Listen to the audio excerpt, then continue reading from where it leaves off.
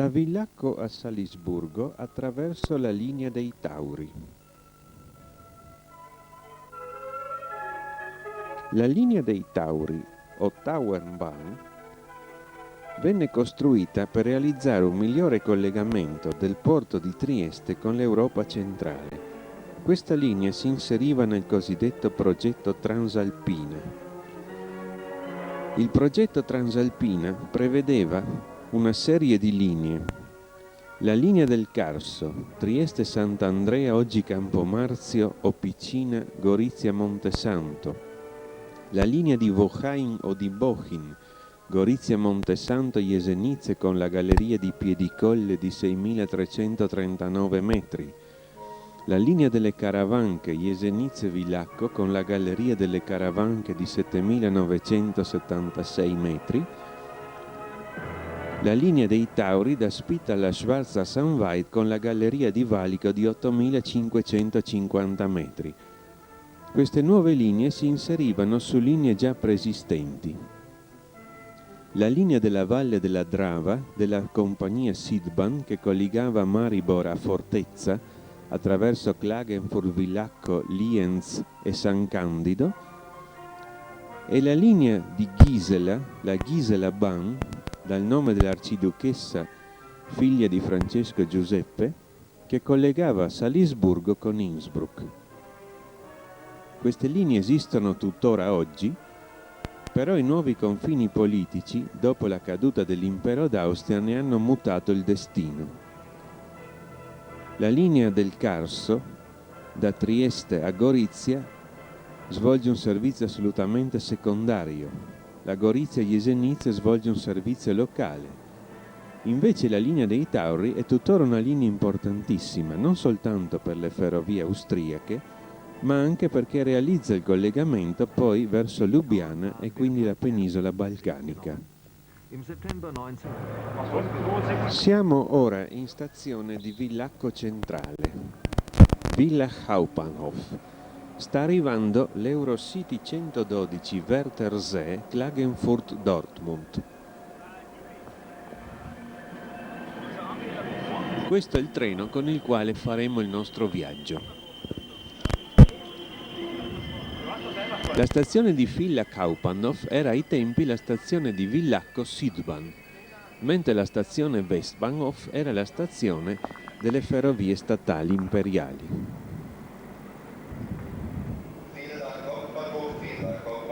L'Eurocity Wörthersee è trainato da una locomotiva serie 1044 delle EBB. Questa locomotiva elettronica si avvia ai 20 anni di vita. Si cambia il macchinista, che andrà ora fino a Salisburgo. Il segnale di partenza mostra il verde, via libera. Il segnale di manovra sotto invece non mostra niente.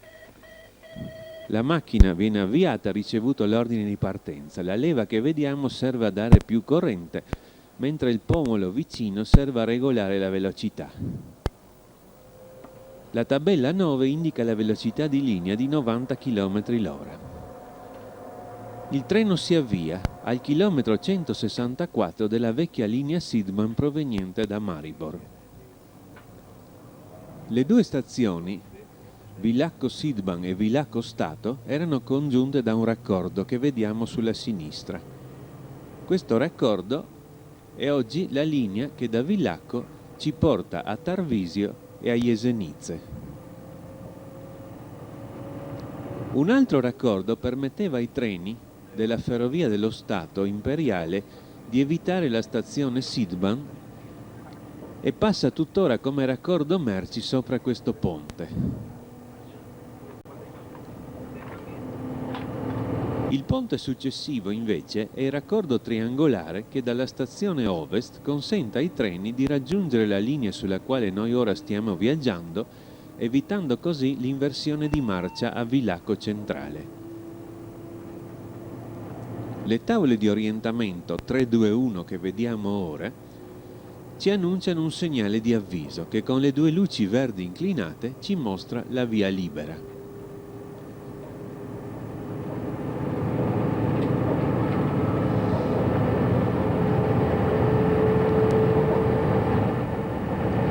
I cipi chilometrici, come abbiamo detto, sono quelli originari da Maribor. Sulla destra ora vediamo il raccordo triangolare sotto cui siamo appena passati, che scende al livello della nostra linea per congiungerci con essa. La congiunzione avviene al bivio di Lind.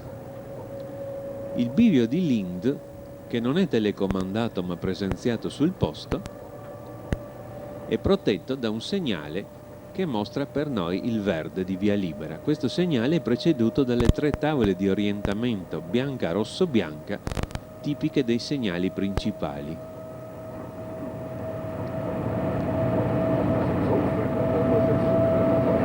Proprio sotto il ponte dell'autostrada passiamo ora il bivio di Lind.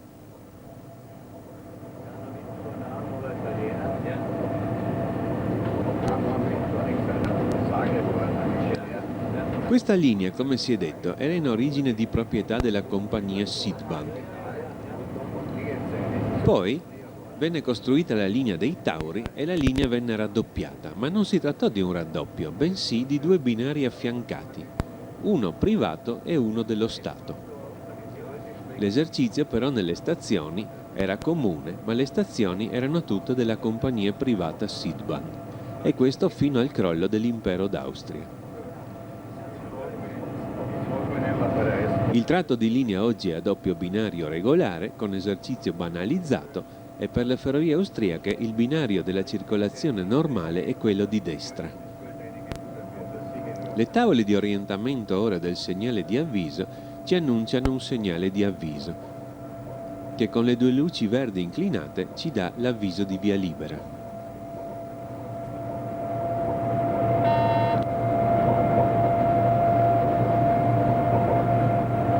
Ora, al chilometro 168,8 da Maribor, la velocità può salire a 100 km/h. Le tabelle di velocità delle ferrovie austriache mostrano un numero da moltiplicarsi per 10. In questo caso il numero 10 significa velocità 100 km/h.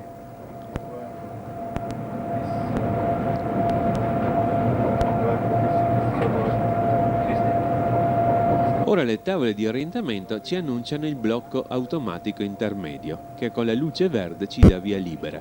Questo blocco si chiama Gummern 1. Infatti in Austria i blocchi non sono numerati per l'intera linea da 1 in poi, ma sono numerati fra stazione e stazione nel verso dei treni dispari. In questo caso il verso dispari è quello contrario a noi, la stazione prossima è Gummern e quindi il primo blocco intermedio si chiama Gummern 1. La linea ora è la velocità 100 km/h e si affianca alla Drava.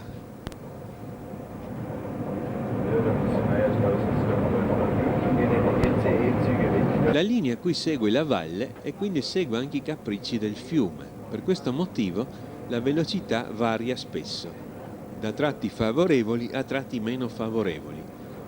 Le tavole ci avvisano ora un nuovo segnale di avviso, mentre passiamo vicino ad un'industria raccordata con la ferrovia.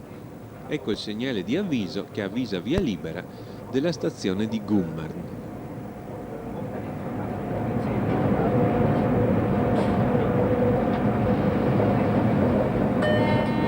Abbiamo sentito suonare un allarme, è appena passato un segnale triangolare con dentro la cifra 8. E questo è l'avviso dell'Indusi della riduzione di velocità della linea, che ora infatti scende a 80 km/h. Il controllo dell'Indusi non è solo collegato ai segnali principali, ma infatti anche collegato alle variazioni di velocità della linea quando questa scende. Ora ecco il segnale di protezione della stazione di Gummern, verde con 2 verdi per il transito, via libera con avviso di via libera, ed ecco il punto dove inizia la velocità 80.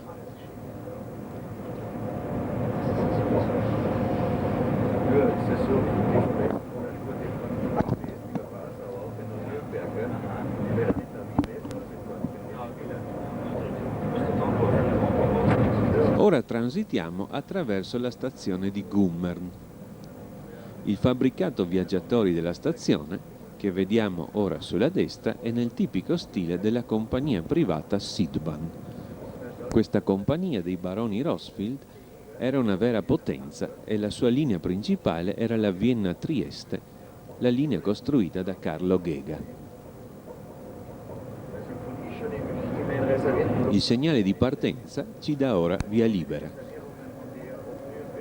L'altra grande linea della compagnia Sidban era la linea del Brennero, Innsbruck-Bolzano-Trento. Per congiungere le due linee fu realizzata questa grande congiunzione da Maribor a Fortezza.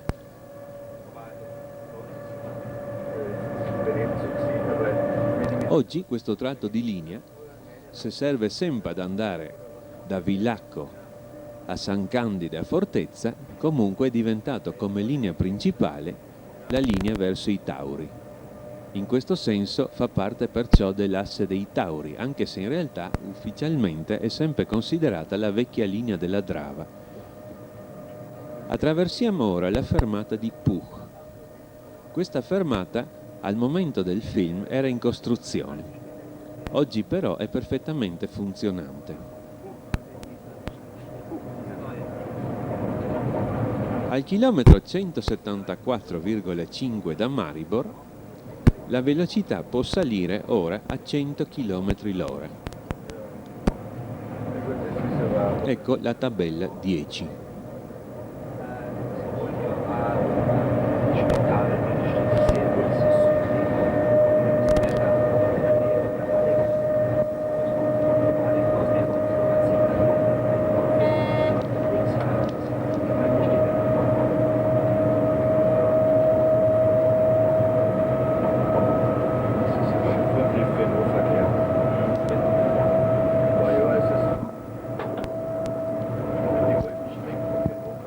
Al chilometro 175,4 la velocità migliora ancora e sale a 120 km l'ora.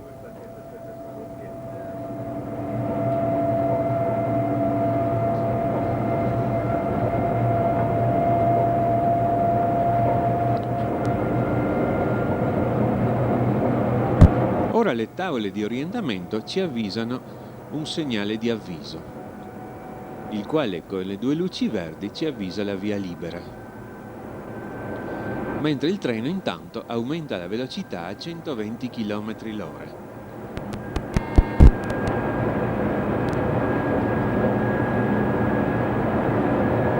Questo segnale di avviso ci avvisa il blocco intermedio di Paternion 1. Mentre ci avviciniamo al segnale di blocco, ci avviciniamo anche alla fermata di Weissenstein-Kellerberg. Weissenstein-Kellerberg un tempo era stazione ed infatti il grande fabbricato viaggiatori che vedremo a sinistra è quello di una stazione. Ecco il blocco Paternion 1 con la sua luce verde ed ecco la fermata di Weissenstein-Kellerberg. Oggi la stazione è chiusa ed è ridotta a semplice fermata.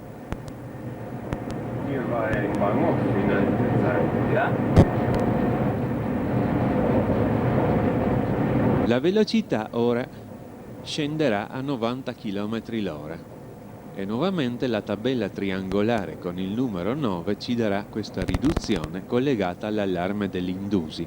Intanto stiamo costeggiando una industria raccordata con la ferrovia. Ecco il numero 9. L'allarme suona e il macchinista frena per ridurre la velocità a 90 km l'ora. Al chilometro 179,4 da Maribor la velocità scende così a 90 km ora.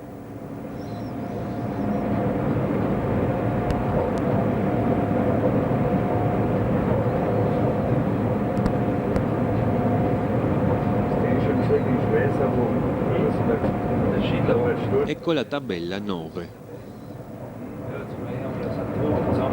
Nuovamente la linea si affianca ad un'ansa del fiume Drava, in un punto molto pittoresco.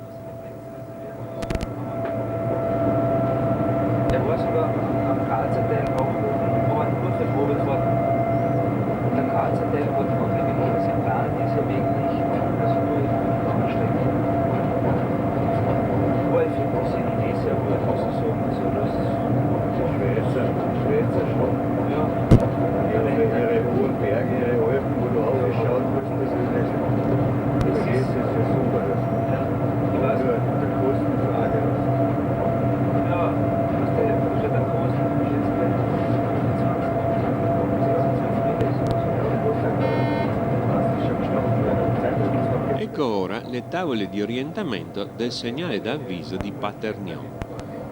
Due luci verdi inclinate, avviso di via libera.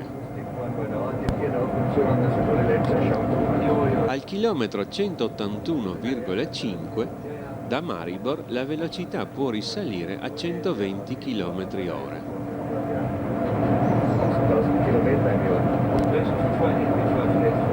Ecco la tabella 12.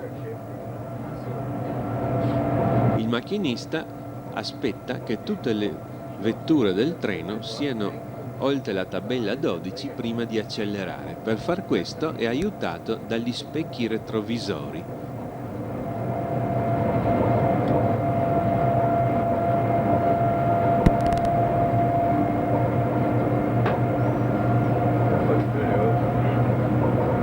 Le tavole di orientamento ci annunciano i segnali di protezione, verde con due verdi per il transito, della stazione di Paternion-Feistritz, mentre intanto il treno aumenta la velocità a 120 km/h.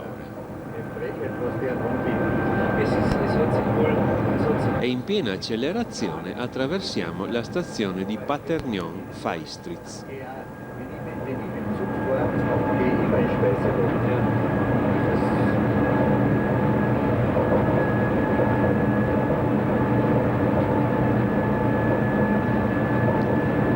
Il segnale di partenza con la sua luce verde ci dà la via libera.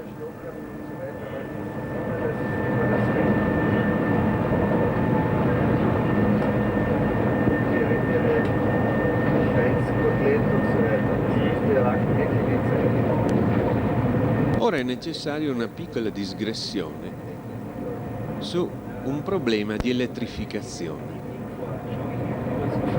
Le sottostazioni elettriche nella corrente alternata non possono lavorare unite in parallelo come nella corrente continua, devono stare separate.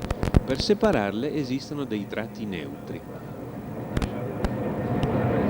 Intanto vediamo una tabella bianca con 3 strisce nere che ci annuncia la fermata tra 1000 metri di Markt-Paternion. Come si diceva, questi tratti neutri devono venire superati di slancio dai treni per impedire interferenze. Pertanto la macchina deve venire disinserita a zero, chiudendo l'interruttore principale. Ecco ora la fermata di Markt-Paternion. Appositi segnali dell'elettrificazione ci indicano quando chiudere o aprire questi interruttori. Tra un poco lo vedremo. Ecco un'altra tabella che ci avvisa un'altra fermata, è la fermata di Feindorf.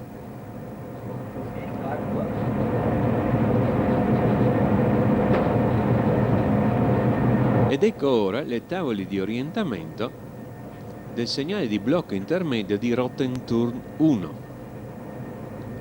2 verdi, avviso di via libera. Ecco ora la fermata di Feindorf. E poi un'industria raccordata con la ferrovia.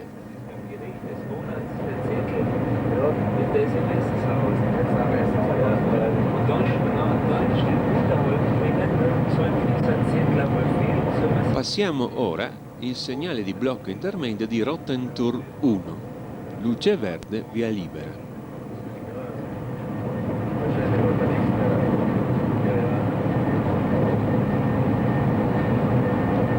Ci avviciniamo al chilometro 188,3 da Maribor, dove la velocità ora potrà salire a 140 km/h. Eccolo qui, 14.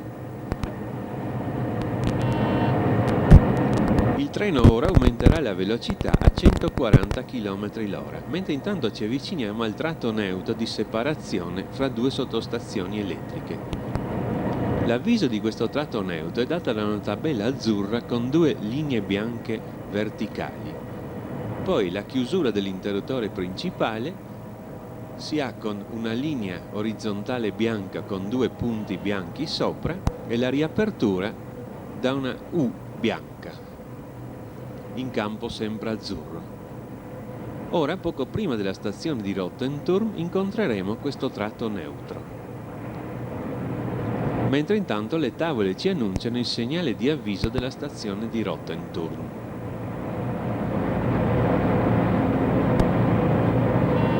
Ecco ora il segnale di avviso del tratto neutro. Il macchinista qui disinserisce la locomotiva.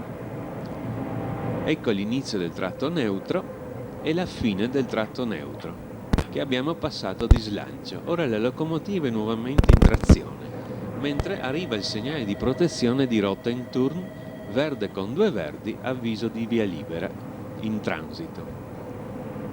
La stazione di Rottenturn, che passiamo ora a 140 km/h, è una stazione telecomandata, e precisamente dalla stazione di Spitalmy-Stetter-See.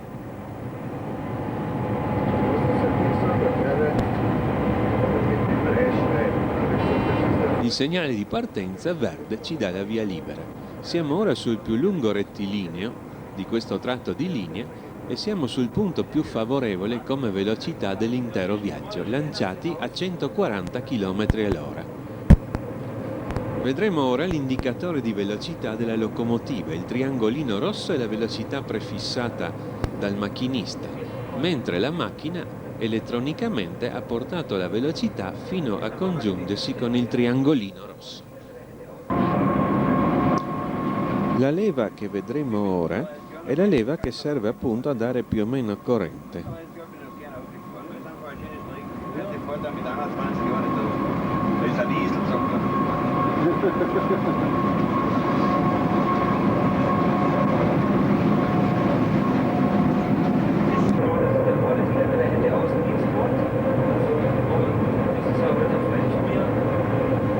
Questo è il rettilineo più veloce dell'intera relazione Villacco-Salisburgo, dove la locomotiva può toccare la massima velocità di 140 km/h. Su alcuni nuovi tipi di questa locomotiva si può andare anche a 160, ma il tipo tradizionale va a 140. Alla fine del rettilineo, al chilometro 198,7 da Maribor, la velocità deve scendere a 80 km/h. Ecco le tavole di orientamento ora del segnale del blocco intermedio di avviso. 2 luci verdi, avviso di via libera. La riduzione di velocità in fondo al rettilineo sarà avvisata nel modo usuale, una tabella triangolare con la cifra 8 e l'allarme del magnete indusi da tacitare entro 4 secondi. Se il macchinista non tacita l'indusi, il treno attua immediatamente la frenatura di emergenza. Ecco il segnale di blocco automatico intermedio Rottenturn 1, luce verde, via libera. Ora vedremo, al momento di passare la tabella triangolare, il suono dell'indusi. Contemporaneamente, un momento, vediamo nella macchina cosa fa il macchinista con l'indusi e il modo con cui viene tacitato l'allarme.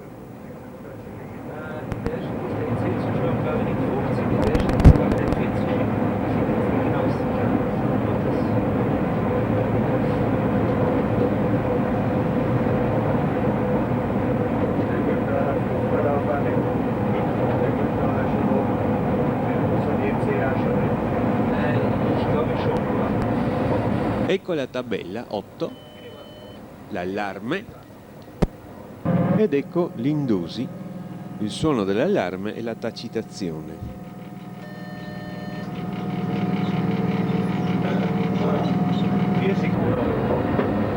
Ora il treno sta frenando per scendere a 80 km/h.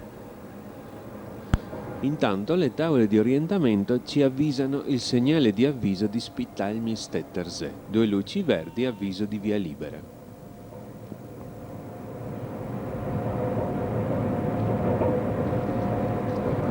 Eccoci alla fine del rettilineo e al punto dove bisogna andare a 80 km/h.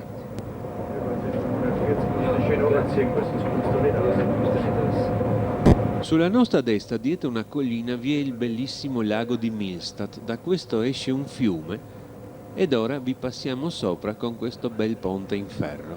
Subito dopo il ponte abbiamo il segnale di protezione di Spitalmy-Stetter-See.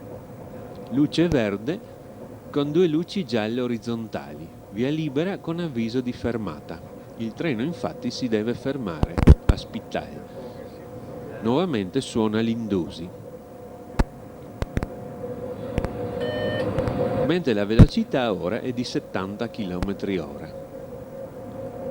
Stiamo entrando nella grande stazione di Spitalmistetter See. La cabina di manovra che vediamo ora a sinistra non comanda solo questa stazione, ma telecomanda Rottenturm, il successivo bivio di Lengdorf e la successiva stazione di Pusarnitz.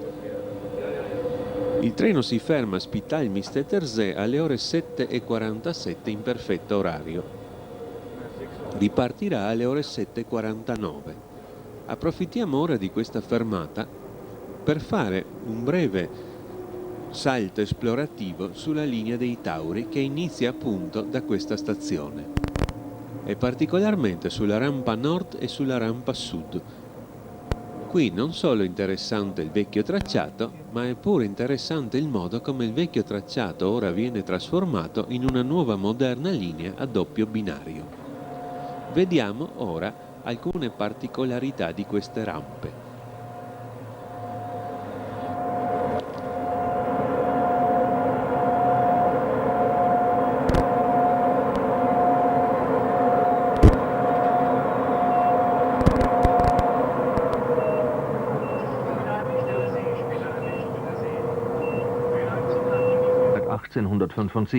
Ecco la linea dei Tauri. La rampa sale da Spitalmistetter See con la rampa sud alla galleria di valico di 8,5 km, poi scende con la rampa nord attraverso Bagastein a Schwarzach-Sanveit.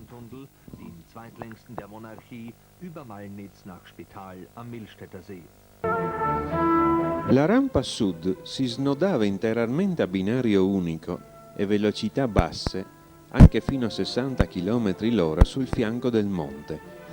Circa la metà di questo tratto ora è stato sostituito da una nuova linea a doppio binario.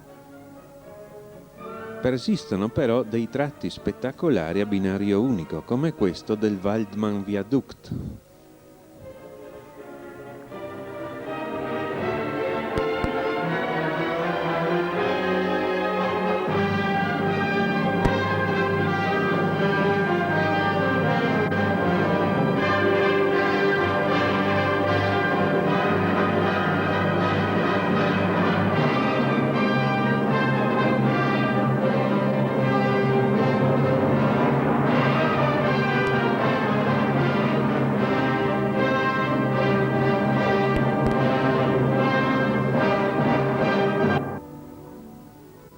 Il ponte più spettacolare della rampa sud era il ponte di Zweltec-Pfaffenberg, lungo 149 metri. Lo vediamo percorso da un locomotore 1020.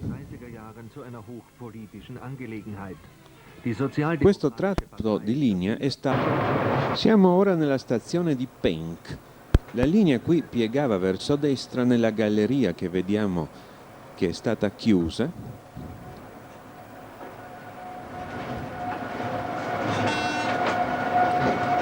E qui il treno impegna il nuovo viadotto, mentre di là il vecchio ponte, qui quando è stata fatta questa ripresa, era ancora in piedi.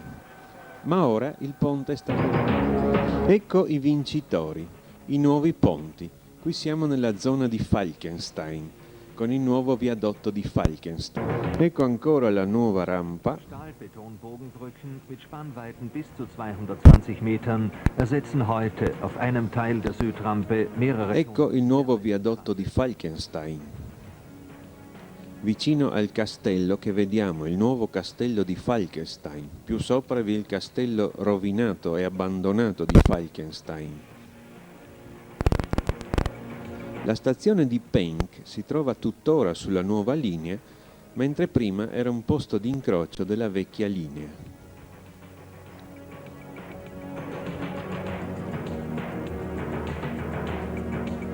Ecco qui la galleria abbandonata. Mentre i treni corrono sulla nuova rampa, vicino abbiamo la vecchia rampa. Qui, su un totale di 11 tunnel, ne sono stati abbandonati ben 9. Ed ecco cosa resta del vecchio ponte di Zweltec-Pfaffenberg.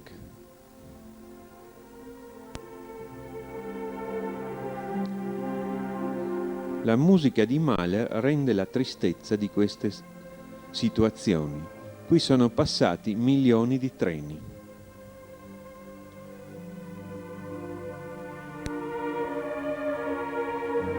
La natura poco a poco riprende il sopravvento.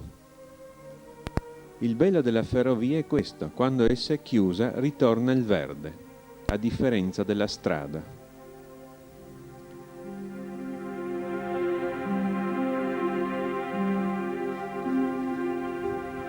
Ecco il vecchio viadotto di Falkenstein. Questo tratto di linea era spettacolare e chi lo ha percorso, come chi parla, non lo potrà mai più dimenticare. Il nuovo tratto permette un guadagno di tempo di circa 20 minuti, ma ha molta meno poesia e molto meno umanità.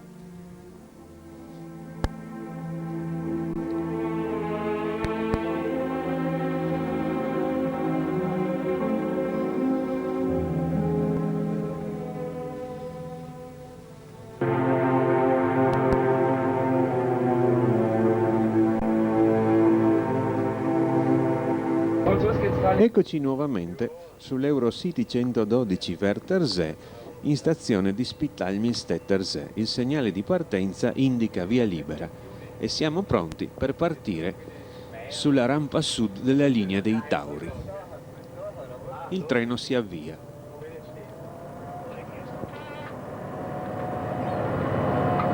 Il chilometraggio di questa linea dei Tauri non parte da Spital, ma bensì parte da Schwarzach-Sanveit. Ora siamo al chilometro 80 della linea dei Tauri. La velocità qui in uscita sale nuovamente a 100 km/h. Siamo su un tratto di linea a doppio binario. Questa però è una novità recente. Quando infatti la linea dei Tauri scese giù dalla montagna, si affiancò alla linea della Drava Pusteria, per cui avevamo un fittizio doppio binario. Il binario di sinistra era il binario della Sidbahn privato, verso Fortezza. Il binario che stiamo percorrendo era il binario della linea dei Tauri. In anni recenti è stato creato il bivio di Lendorf più avanti e quindi questo tratto è stato trasformato in un tratto a doppio binario.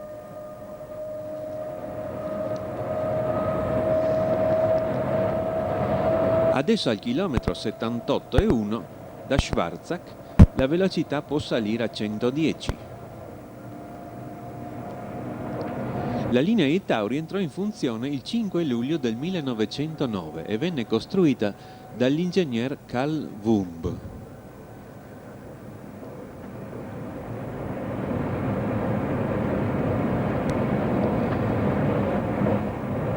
Ora abbiamo un blocco intermedio. Il blocco intermedio Pusarnitz 2. Questo è il segnale di avviso. Poiché tra poco partirà un treno verso Lienz dalla stazione di Spital, per evitare perdite di tempo gli è stata preparata la via libera sul binario di sinistra, tanto la linea è banalizzata, e così noi vediamo ora che entrambi i segnali da ambo le parti mostrano via libera. A destra per il nostro treno, ecco il segnale Pusarnitz 2, e a sinistra invece per il treno che è ancora in questo momento in stazione di Spital ma sta per partire in direzione di Lienz. Ora la velocità qui è 120, ma tra poco al chilometro 75 scenderà a 90 e nuovamente una tabella triangolare col numero 9 e l'allarme degli indusi ci diranno di rallentare. La pendenza da Villacco fino a qui ha oscillato mediamente fra il 10 e il 14 per 1000. In sostanza siamo in un tratto di linea di fondovalle.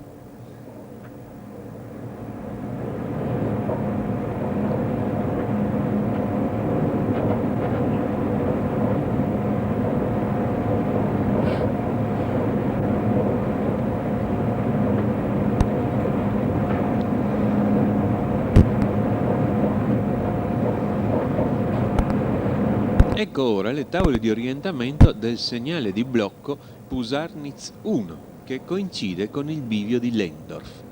Il tutto telecomandato da Spittal. Luce verde inclinate, avviso di via libera. E ecco l'allarme per la riduzione a 90 km/h. Il treno frena mentre ci avviciniamo al bivio di Lehndorf. Il segnale di protezione del bivio ci dà il verde via libera. Verso sinistra si dirama la vecchia linea della Drava Pusteria in direzione di Lienz, San Candido Innichen e Fortezza Franzenfeste. Qui si trova anche la fermata di Lehndorf, che però si trova sulla linea diramata e non sulla linea dei Tauri principali. Chi vuol scendere a Lehndorf deve prendere il treno in direzione di Lienz. Vediamo la fermata lì a sinistra. Ecco l'avviso di Pusarnitz. Si avvicina ora alla stazione di Pusarnitz. Il segnale di protezione verde con 2 vertici dà il transito, però un triangolo con la cifra 7 e il nuovo suono dell'allarme ci indica la riduzione di velocità a 70 km/h. Pusarnitz è la stazione di passaggio dal doppio al semplice binario. Inizia la rampa sud. Inizia la grande pendenza e la velocità si riduce. Ecco il segnale di protezione, ora entriamo in stazione di Pusarnitz.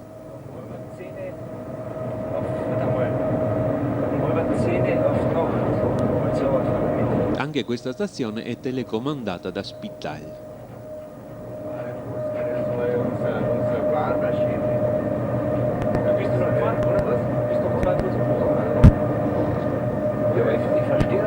Ecco la tabella 7 e l'allarme. Il treno frena mentre in fondo il binario diventa unico, subito dopo il segnale di partenza verde. La deviata però è per i treni che vengono verso Spittal. Noi abbiamo il corretto tracciato. La velocità ora è 70 con la tabella 7. La pendenza adesso sale al 26 per 1000, la pendenza della rampa sud. Le curve si fanno strette e la linea comincia a serpeggiare per guadagnare quota. Questo tratto di linea non è stato ancora rimodernato.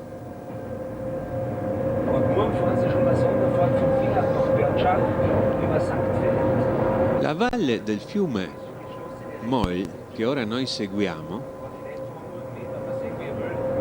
è una valle larga e pianeggiante. Ma mentre la strada rimane in fondovalle e poi con dei intornanti sale verso Malnitz, la ferrovia non può far questo e pertanto comincia a salire subito. Man mano che avanziamo, perciò, le stazioni sono sempre più in alto rispetto ai paesi che si trovano nel fondovalle.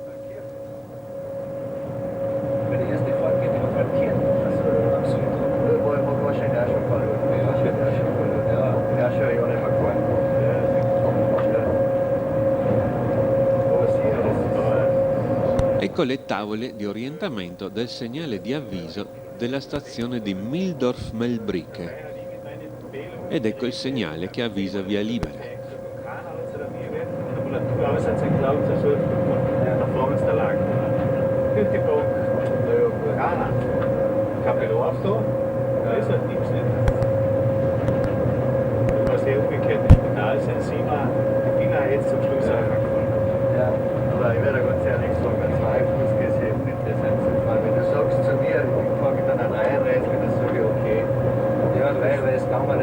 Ecco ora le tavole di orientamento del segnale di protezione.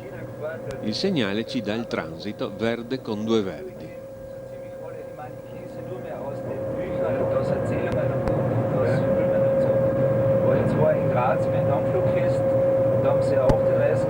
Ed eccoci ora nella stazione di Mildorf-Melbricke, che si trova più elevata rispetto al paese di Mildorf sul fondovalle.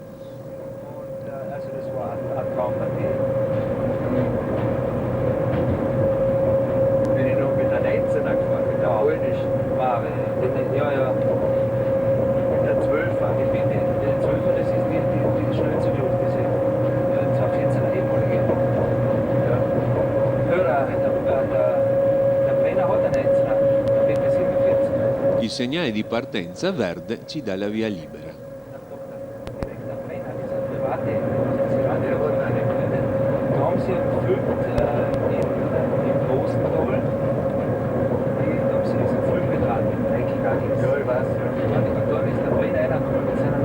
Ecco ora il ponte di Tabor Graben, di 27 metri. Cominciano qui le grandi opere d'arte. La tabellina che abbiamo visto a destra, con la scritta Alt für Verschufffahrten, che si trova in ogni stazione, è il picchetto limite di manovra. Continua la rampa sempre al 26 per 1000.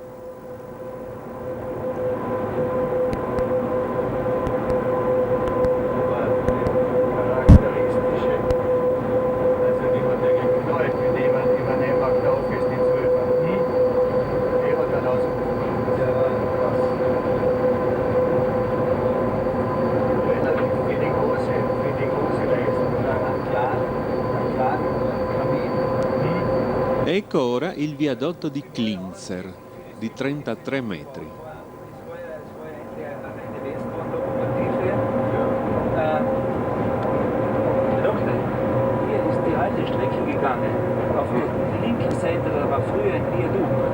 Le tavole di orientamento ci annunciano ora il segnale di avviso del posto di blocco intermedio. Ecco ora il viadotto di Seebach, di 53 metri. Questo viadotto è relativamente moderno. Il segnale d'avviso del blocco intermedio ci avvisava la via libera. Il viadotto, dicevamo, è relativamente moderno perché è stato distrutto nella Seconda Guerra Mondiale e poi ricostruito. Eccoci ora al blocco intermedio di Kolbnitz 1, che con la luce verde ci dà via libera. Le ferrovie austriache usano infatti sulle linee a forte traffico mettere posti di blocco intermedi anche sulle binari unici. Ed ecco ora le tavole di orientamento del segnale di avviso della stazione di Kolbnitz.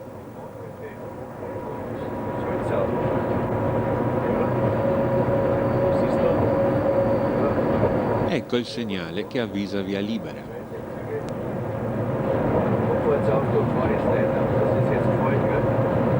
Achso, das ist Vollnetz, ja, bei Stellung Vorsicht.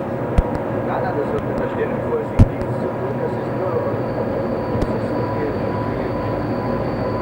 Abfahrtsauftrag.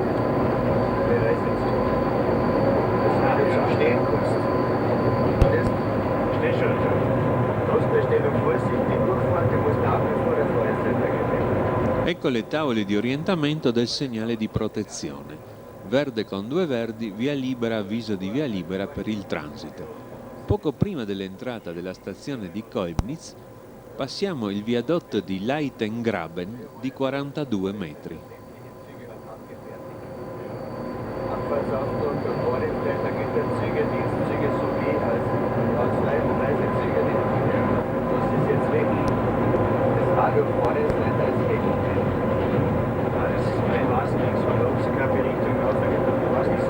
La stazione di Kolbnitz è ora passaggio dal semplice al doppio binario. Qui infatti inizia la variante. Ora la linea è totalmente raddoppiata e siamo sul nuovo tratto e la velocità può qui salire a 100 km/h al chilometro 64,5. Ecco la tabella 10. Geometrische Logik. Ich weiß es nicht. Auf jeden Fall, sie war zufällig, weil es Betrieb hat, was gefahren hat, aber der Frau telefoniert. Il segnale di partenza verde ci dà la via libera.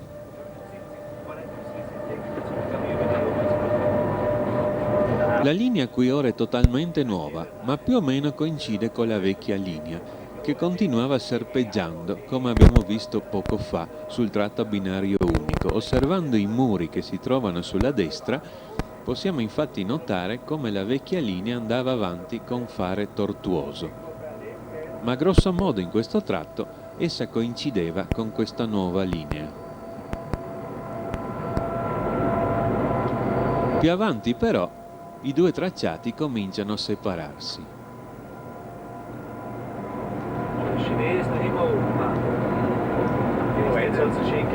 Il grande ponte di Rickenbach, lungo 179 metri, segna l'inizio della separazione. Accanto al nuovo viadotto possiamo vedere il vecchio ponte abbandonato. Eccolo qui sulla destra.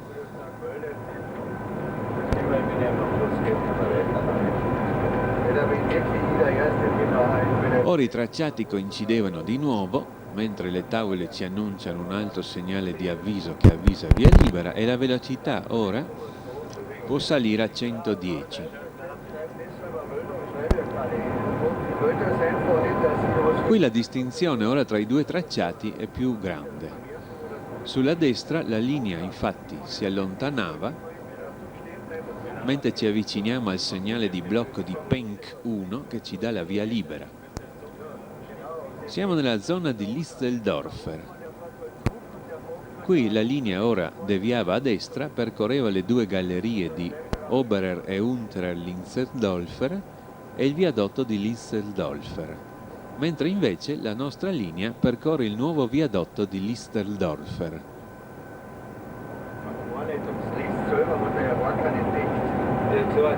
La divergenza fra le due linee comunque in linea d'aria è breve.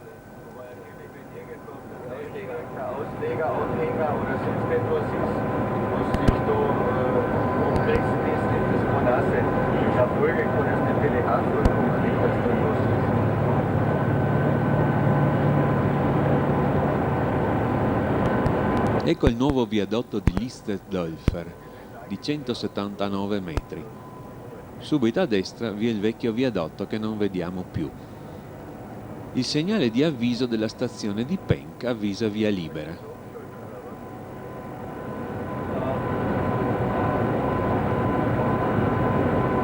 Qui ora le due linee tornavano grosso modo a coincidere. Ecco le tavole di orientamento che ci mostrano il segnale di protezione della stazione di Penck, che ci dà il transito, via libera con avviso di via libera. Ed eccoci ora nella stazione di Penck. Un tempo posto di incrocio, una stazione temibile per i movimentisti, ed ora un semplice binario di precedenza su linea a doppio binario.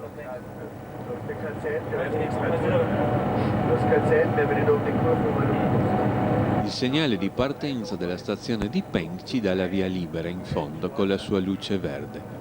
Qui abbiamo ora la prima spettacolare variante. A destra la vecchia linea si allontanava verso la galleria che vediamo chiusa, la galleria di Zwelteg.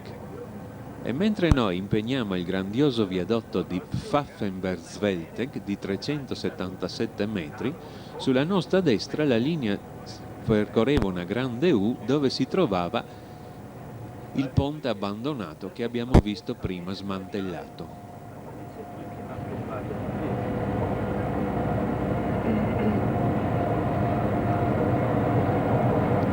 Ora qui le due linee più o meno coincidevano di nuovo.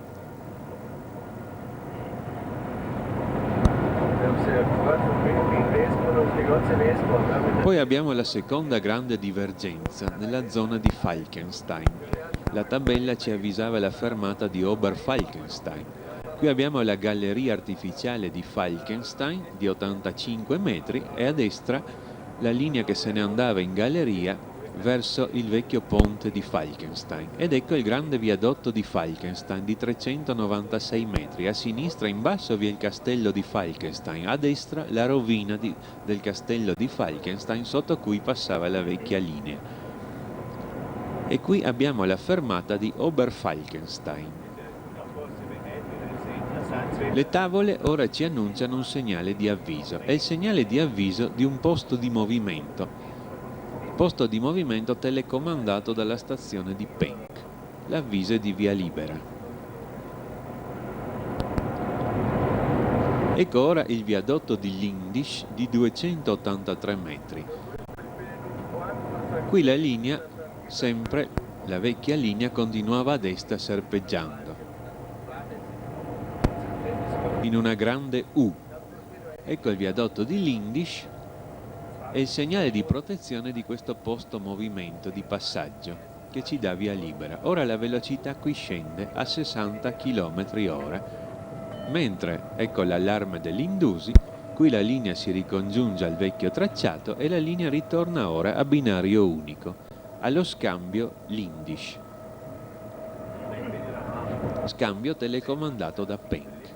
La velocità ora scende a 60 km/h. Questo tratto coincide ora con il vecchio tracciato, è stato un po' modificato, ma ora alla curva, mentre passiamo alla velocità di 60, andiamo integralmente sul vecchio tracciato.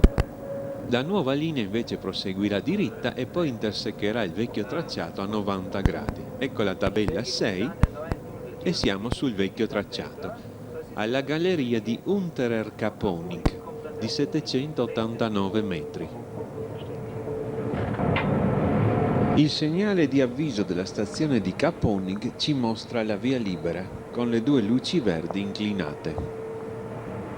Der einzige Düsentunnel bleibt, die Unterdraht. Ja, wenn Sie den einschließen oder wenn Sie ihn einschlagen? Den Düsentunnel, den wollen Sie angeblich lassen. All'uscita della galleria di Unterer Kaponik vi è il viadotto di Kaponik-Bach di 103 metri. Qui si può vedere com'era suggestiva la vecchia rampa sud della linea dei Tauri.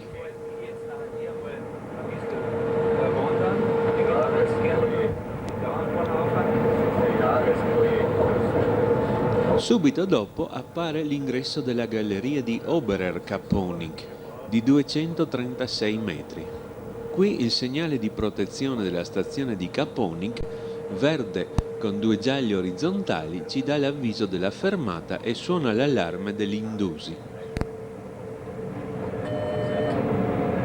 All'uscita della galleria il viadotto La Schitzer di 93 metri. Qui la nuova linea intersecherà la vecchia a 90 gradi ed entrerà a destra in una nuova galleria.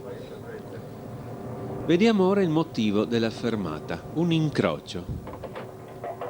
L'altro treno però sta già entrando, ha già liberato gli scambi e in fondo il ripetitore con la sua barra bianca alzata avvisa che il segnale di partenza è a via libera. L'incrocio cade perfetto e i due treni praticamente quasi non si fermano. La stazione di Kaponik si trova a 200 metri più in alto del paese in basso che si chiama Oberfellach. E una volta la stazione si chiamava Oberfellach e una funicolare la congiungeva con il paese. Ma dopo la chiusura della funicolare, la stazione è stata chiusa ed è diventata Kaponik. Ecco il ripetitore ed ecco il segnale di partenza. Adesso la stazione di Oberfellach è passata a Malnitz, che ha così il doppio nome Malnitz-Oberfellach. Tuttavia, la distanza tra Oberfellach e Malnitz è di 10 km di tortuosi tornanti. Ora la linea piega verso destra e abbandona la valle principale del fiume Mel per entrare nella valle laterale del fiume Seebach. Ci dirigiamo così verso gli Alti Tauri. Noi siamo alti di quota a causa del progressivo aumento dovuto alla rampa, mentre invece la strada, che era rimasta sul fondovalle, ora deve risalire con vorticosi tornanti dalla quota del fondovalle fino a Malnitz. Questo tratto di linea verrà abbandonato con la nuova linea, ma diventerà una passeggiata panoramica.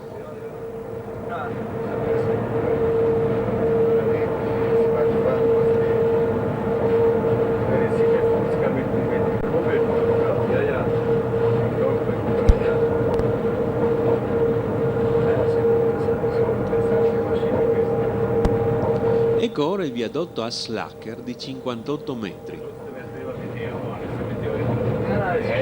Le tavole di orientamento ci annunciano il segnale di avviso del posto di blocco Malnitz 1, che vediamo indicare avviso di via libera. Ecco il viadotto Kickelwand di 39 metri.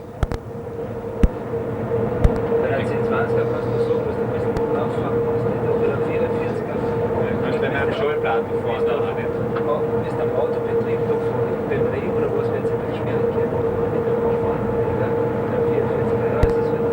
Du kannst schon auch, du kannst zum Beispiel für einen Zug, die in der Geldphase fahren, so ungefähr, so wie ich es jetzt von Villachhofer gefahren bin, so. La valle ora si apre in una conca ariosa. Noi siamo qui nella zona di Waldmann.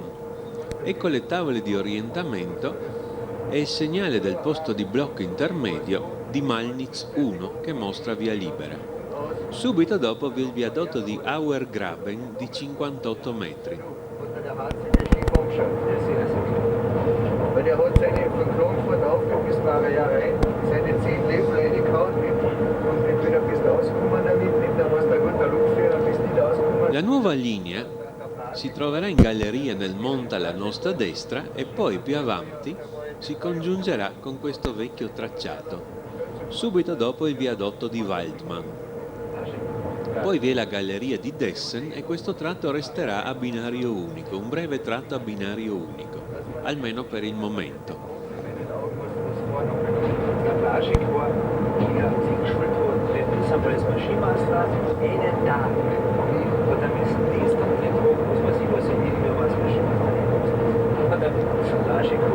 Eccoci giunti ora al viadotto di Waldmann, lungo 88 metri, e subito dopo vi sarà il punto di congiunzione fra il vecchio e il nuovo tracciato. Le tavole di orientamento del segnale di avviso, il viadotto di Dessenbach di 74 metri e la galleria di Dessen di 880 metri, all'interno della quale vediamo il segnale d'avviso di Malnitz che ci mostra avviso di via libera.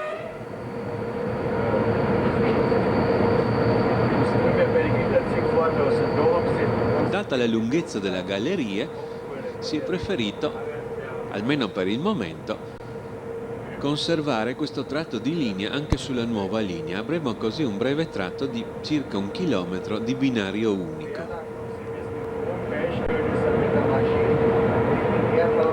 Poco prima dell'uscita della galleria di Dessen, il segnale di protezione di Malnitz, verde con 2 gialli orizzontali, ci ordina la fermata in stazione.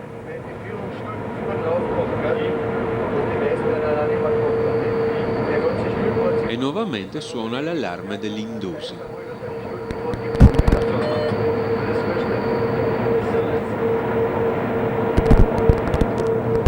Ed eccoci arrivare in stazione di Malnitz Oberfellach. Malnitz è una rinomata località di villeggiatura, subito sotto gli Alti Tauri che vediamo sullo sfondo.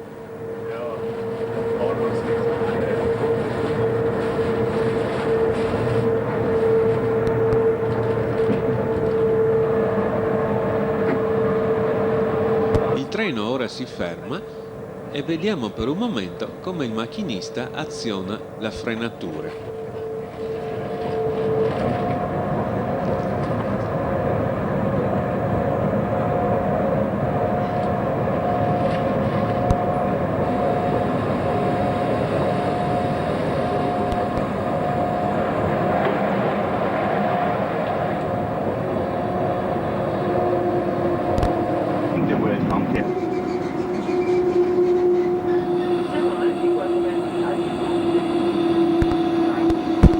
Il freno che il macchinista aziona è il freno principale, mentre sulla destra vediamo il freno moderabile che frena la sola locomotiva e che serve eventualmente di aiuto. In questo caso comunque non è necessario. Adesso è il momento.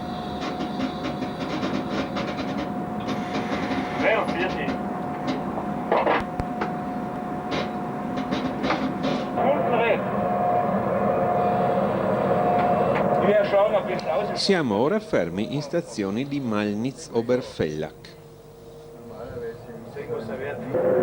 Ora guardiamo nello specchio retrovisore e vediamo che ci verrà dato il segnale di partenza. Eccolo, luce verde lampeggiante, azionato dal capotreno. E questo è il sistema sostitutivo della vecchia paletta di comando e lo vediamo ripetuto più avanti a fianco del binario, in modo che il macchinista lo possa vedere da tutte le parti. Il treno riparte dalla stazione di Malnitz. A Malnitz siamo a 1182 metri sul livello del mare. Die ist noch nicht in Kraft. Das sind die Weichen drinnen, das ist bereits da drin, die Üst drin. Und der Land Ecco il segnale ripetitore della partenza e il segnale di partenza verde con avviso di via libera del primo blocco successivo. La linea qui è sempre stata a doppio binario fin dal giorno della costruzione della linea. Le lunghe gallerie di valico, infatti, venivano sempre costruite a doppio binario per motivi di sicurezza. Questa galleria è lunga 8,5 km. Tutte le gallerie, come la galleria di Piedicolle o Wochein o Bohin, la galleria delle Caravanche e anche altri esempi in tutta Europa, la galleria di valico, anche se la linea era binario unico, veniva fatta a doppio binario. Ecco ora il primo blocco, denominato blocco Bechstein 5, che ci dà via libera con avviso di via libera. La velocità ora è di 80 km l'ora.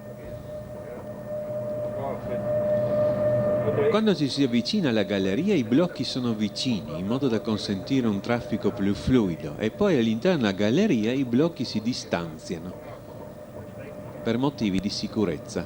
Ecco ora le tavole di orientamento e il blocco col segnale principale che ci dà la via libera. Ora la linea piega verso i Tauri e abbiamo una fermata denominata Tower Tunnel per le case che si trovano in questa località e appare l'entrata del Tower Tunnel di 8.551,58 metri, la galleria di valico. Entschuldige, was die auf der Strecke bauen, interessiert mich nicht. Was da drinnen ist, das ist Il treno ora può aumentare la marcia a 120 km l'ora ed eccoci entrare nel Tower Tunnel.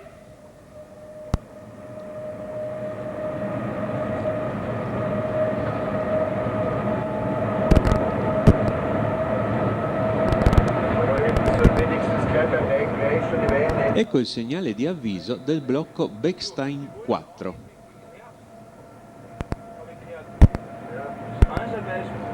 La galleria, come tutte le gallerie di valico, è fatta cosiddetta a schiena d'asino, con una salita e una discesa in modo da consentire l'uscita delle acque di scolo della montagna. Ora siamo nel tratto in salita, anche se la pendenza qui è minima. Und 2 Tage bevor die Baustelle fertig war, da habe Mentre il treno raggiunge la velocità di 120 km l'ora, ecco il segnale d'avviso del blocco Bechstein 3.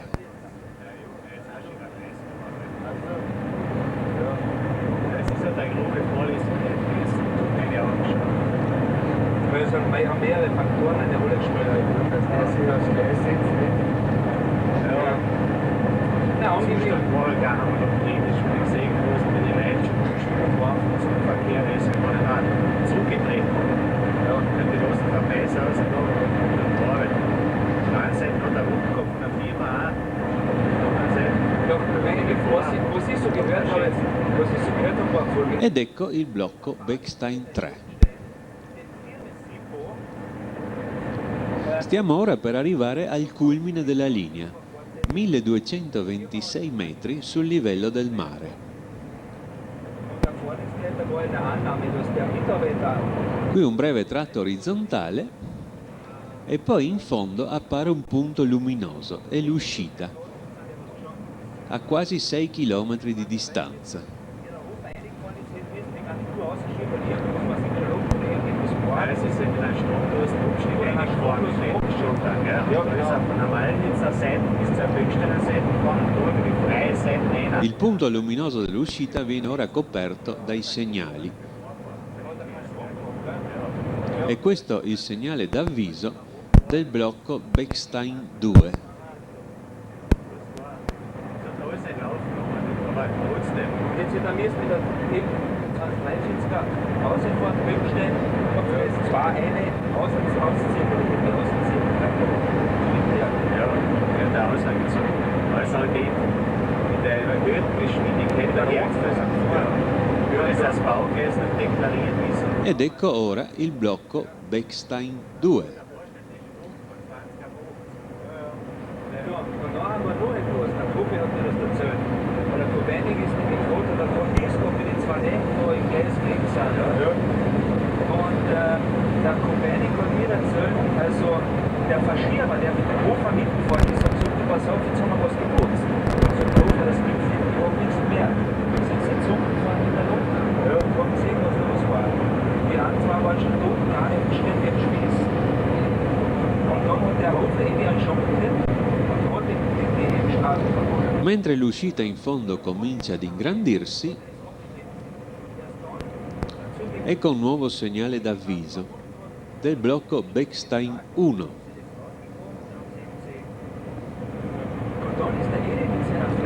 Ora le sezioni di blocco si riducono nuovamente perché il blocco Bechstein 1 ha accanto a sé il segnale di avviso della stazione di Bechstein e abbiamo così verde con due verdi.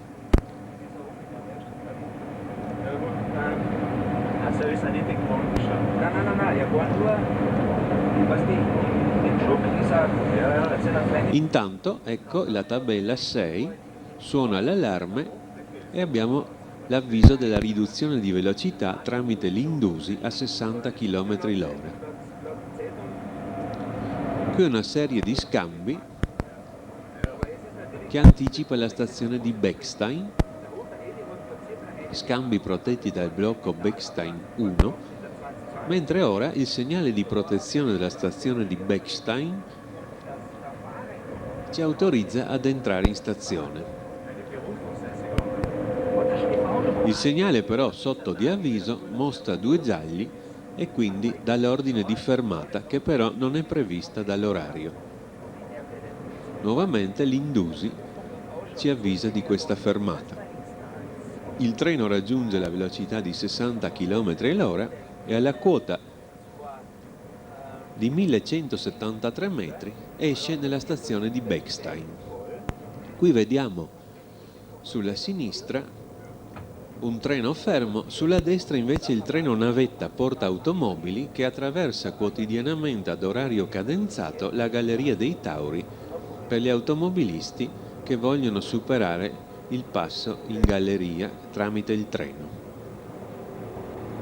Il dirigente movimento, che qui si vede male, esce dalla stazione e fa un cenno con le braccia per indicare che il segnale di partenza era rosso per una questione di movimento. Ma ora, come si vede, il segnale sta passando al verde e quindi la fermata viene così evitata. Entrando in stazione vi era anche un triangolo con scritto 4, avviso di 40. Era l'avviso di un rallentamento, perché ora infatti, subito dopo il segnale di partenza, mentre il treno riprende velocità, vi è un ponte. Il ponte di Aunlafbach, lungo 96 metri.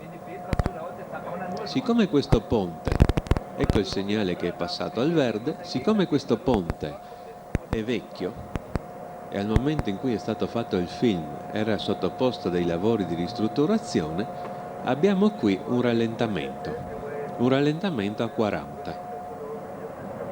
Il rallentamento è segnalato da una tabella arancione con la lettera A, Anfang, che si trova a destra del binario. Dietro questa lettera vi è la lettera E, che sta per la Ende, fine del rallentamento. E quindi sulla linea binario unico abbiamo questa situazione. La lettera A si trova sempre a destra, all'inizio del rallentamento, mentre la lettera E si trova sempre a sinistra, alla fine del rallentamento. In questo modo, con una sola tabella, da ambo le parti abbiamo le lettere. Il treno esce dal rallentamento e può ora riprendere la velocità di linea che è di 70 km/h, come dice la tabella 7. Ora abbiamo la pendenza del 27 per 1000 in discesa.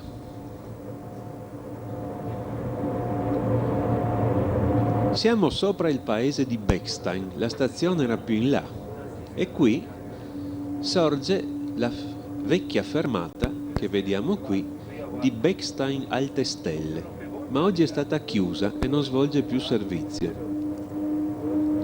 La stazione di Bechstein si trova, come abbiamo visto prima, all'imbocco della Galleria dei Tauri ed il suo piazzale, che ostruisce praticamente il fondovalle, è stato costruito tramite il materiale scavato dalla galleria. Il treno riprende la velocità di 70 km/h e comincia a scendere nella rampa nord. Poiché la locomotiva è elettronica e l'indicatore di velocità è stato fissato dal macchinista su 70, il macchinista non frena, perché è la stessa macchina da sola che regola la velocità e come prima in salita accelerava fino a raggiungere la velocità impostata, ora in discesa frena automaticamente in modo da tenersi sempre fissa sulla velocità impostata.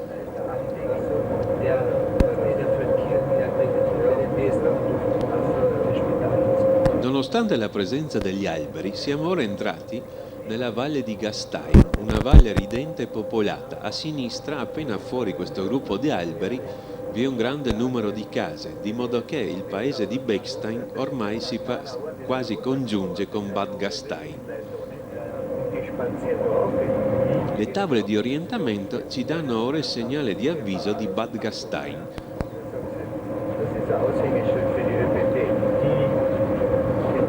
Il segnale avvisa via libera con i due verdi inclinati.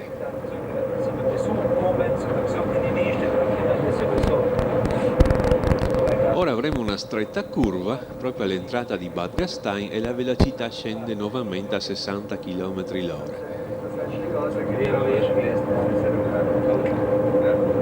Bad Gastein noi non la vediamo a causa degli alberi, ma si trova subito dietro ed è un rinomato e celebre posto di villeggiatura, nonché una località termale.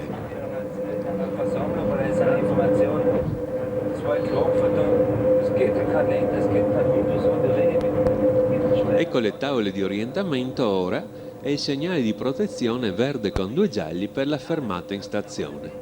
Tutti i treni fermano ovviamente a Bad Gastein. Suona l'indusi e il macchinista frena per la fermata. Mentre entriamo fra le case di Bad Gastein, il treno entra nel piazzale della stazione. Il fabbricato della stazione di Bad Gastein, che si trova a destra, è un meraviglioso fabbricato in stile imperiale. E incrociamo qui un treno che ci attende mentre sta arrivando ancora un altro treno, che in questo caso è un treno straordinario. Per questo abbiamo questo doppio incrocio. Il fabbricato lo si intravede ed è monumentale, un vero fabbricato imperiale.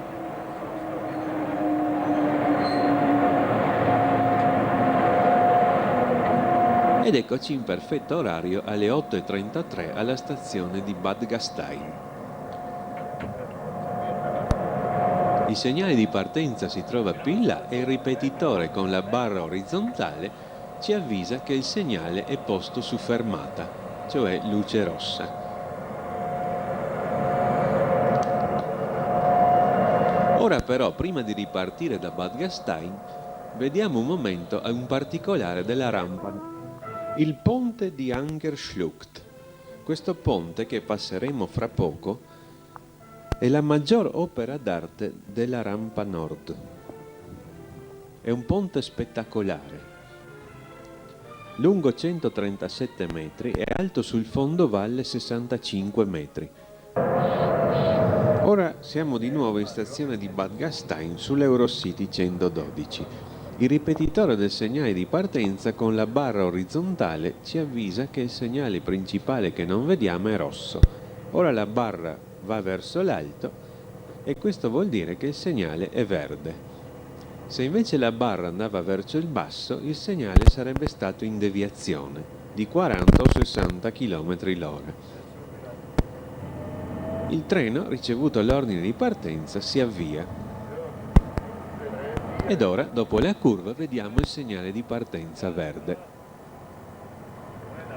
Appena usciti dalla stazione, la tabella 7 ci avvisa che la velocità risale a 70 km l'ora. Questo va nichts vor, man erklärt, man ist verlangt. Ja, ruckzuck aber die Autos. Da ist es Süßenbrunn passiert. Noi siamo ora qui alla quota di Bad Gastein, 1083 metri, alti sul fondo della valle di Gastein. La strada scende subito con delle serpentine su un ampio fondovalle, la ferrovia invece continua a mezza costa in rampa del 27 per 1000 per scendere lentamente.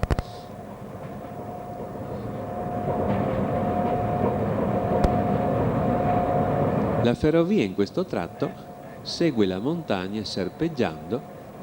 La montagna però è molto più dolce e non abbiamo le complicate opere d'arte della rampa sud. Anche i lavori di raddoppio qui saranno più facili, anche se in questo tratto non sono stati ancora cominciati.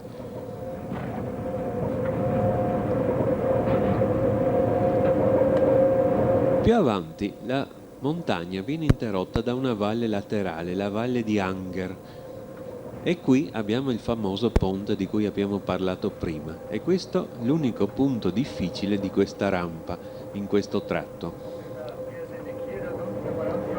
E qui è stata creata per incroci una stazione che dal nome della valle prende il nome di Angertal. Questa stazione non corrisponde ad un paese, ma si riferisce sostanzialmente ad un posto di incroci, anche se svolge comunque servizio pubblico.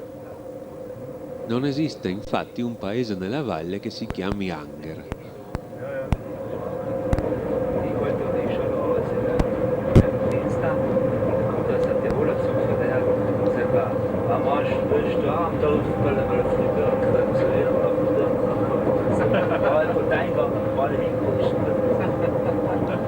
Sul fondo possiamo vedere come la valle di Gastein si allarga in una vallata bellissima e spettacolare, molto frequentata dai turisti, sia d'estate che d'inverno, sia per le bellezze naturali che per i bagni termali. Le tavole di orientamento ci avvisano ora un segnale di avviso, il segnale di avviso di Angertal, che mostra giallo con 2 verdi a triangolo, avviso di 60 km l'ora. Suona l'allarme dell'Indusi e il treno frena.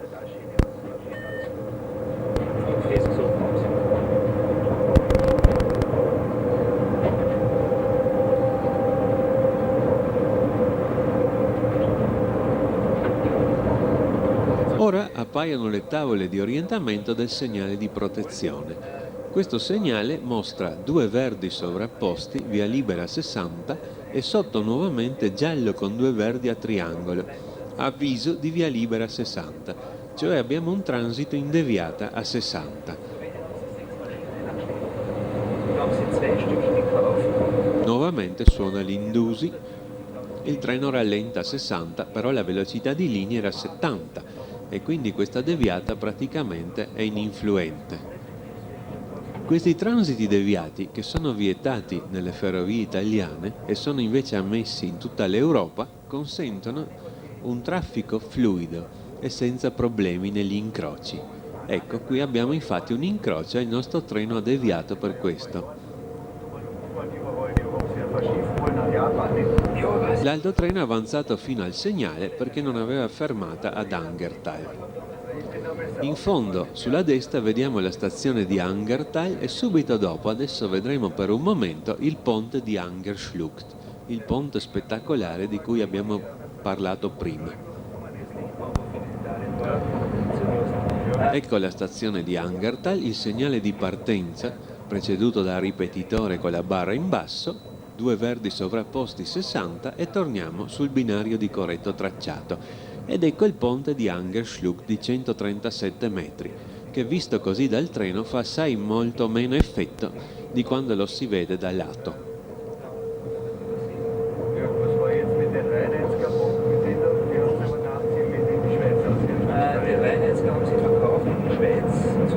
Il treno ora riprende la velocità di 70 km l'ora e continua a scendere serpeggiando sull'arioso fianco della montagna. In fondo vediamo in lontananza un altro famoso posto termale, Bad Hofgastein.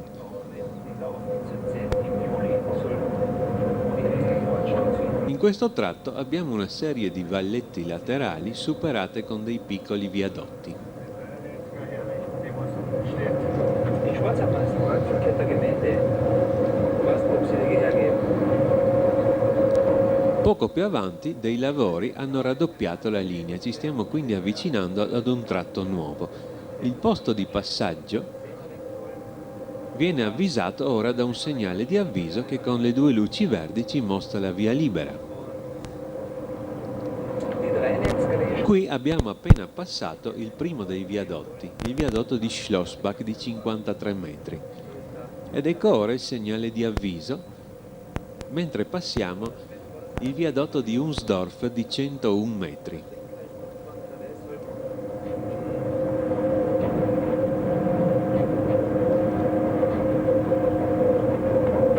Subito dopo ecco il viadotto di Weitmoser di 94 metri. Le tavole di orientamento ora ci avvisano il segnale del posto Steinbach dove la linea si raddoppia, che con la luce verde ci dà la via libera. E subito dopo il segnale che abbiamo il viadotto di Pirker di 85 metri. Sotto questo viadotto passa una ferrovia funicolare che dal fondovalle sale su verso la montagna. Poi il viadotto di Steinbach di 109 metri e subito lo scambio di raddoppio del nuovo tratto di linea, che viene appunto denominato scambio Steinbach. E immediatamente abbiamo la fermata di Bad Hofgastein Alte Stelle.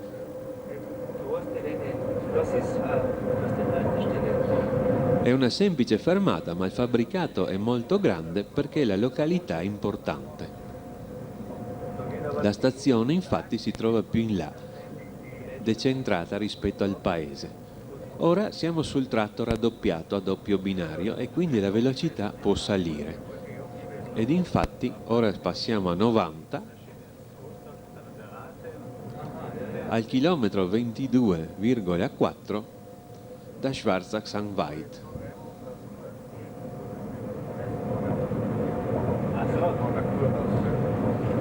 Il treno aumenta la velocità mentre percorre questo nuovo tratto che, come più o meno vediamo, coincide con la vecchia linea che era un poco più tortuosa. E questo è stato uno dei primi tratti ad essere raddoppiato. Questo quasi 20 anni fa. Le tavole di orientamento ora ci mostrano il segnale di avviso, giallo con due verdi, avviso di 60, di Bad Hofgastein. Suona l'indusi e il macchinista frena.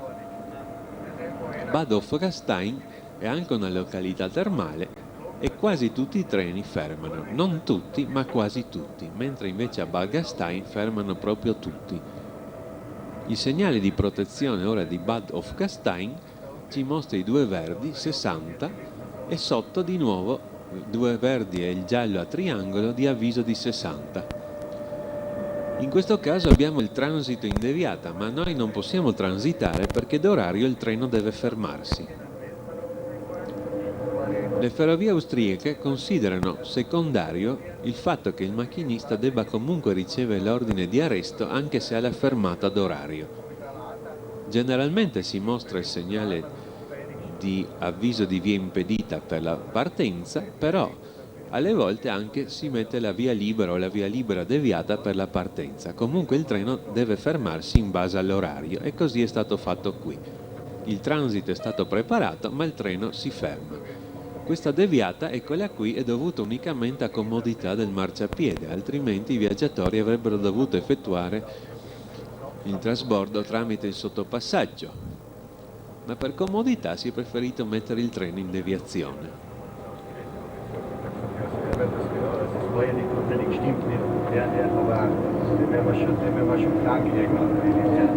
Ed ecco fermarci a Bad Hofgastein alle ore 8:45. Sempre in orario.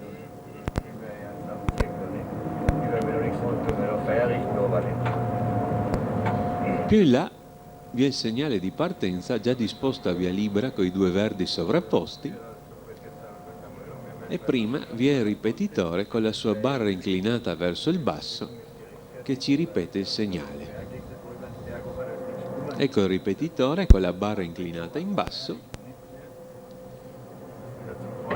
e comunque si riesce a vedere anche il segnale di partenza. Die Wiener sind schneller von den Loks. Ja. Wenn dort an Ort entstehen, oben ist zu steigt der Reise.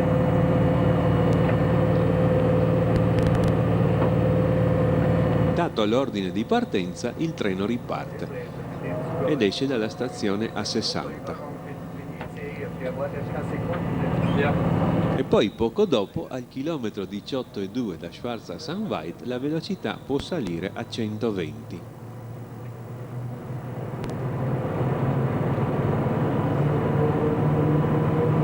Die Dorf bleibt auch stehen. Ja, ich war jetzt schon ein bisschen zu herunter. Ich habe mir gedacht, das ist ein Schau, das ist mal so, dass nicht der Mann steht. Ja, das ist ja.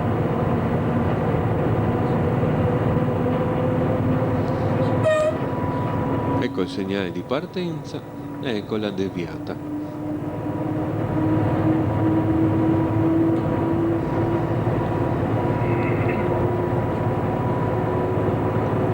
I chilometri che vengono citati ogni tanto si trovano con facilità perché le ferrovie austriache li indicano sui pali dell'elettrificazione. In più non vengono indicati ogni chilometro ma ogni 100 metri. Una volta a destra, una volta a sinistra. Ecco qui 18,3, dall'altra parte 18,2, poi 18,1 e così via. Ora il treno qui può lanciarsi a 120.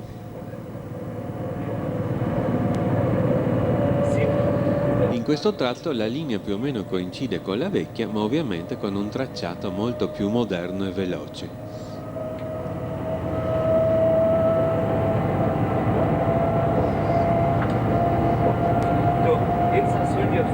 Ora ci avviciniamo ad un nuovo tratto neutro di separazione fra le sottostazioni.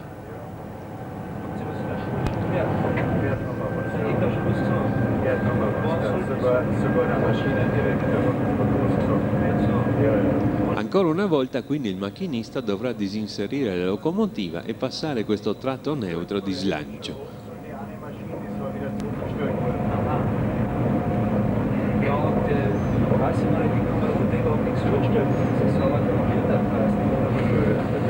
Si avvicina intanto anche il segnale di avviso della prossima stazione.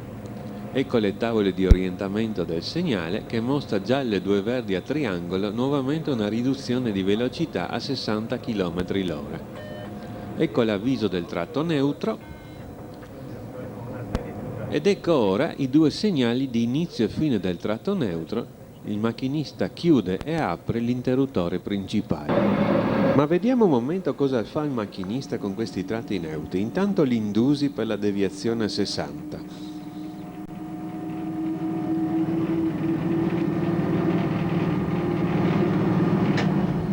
Di 60 e poi il tratto neutro.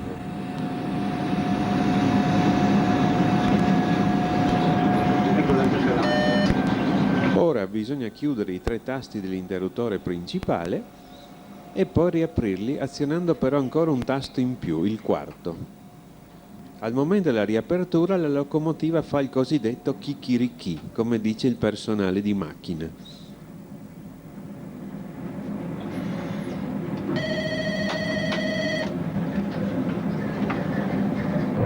Torniamo al treno, ecco di nuovo il chicchirichì.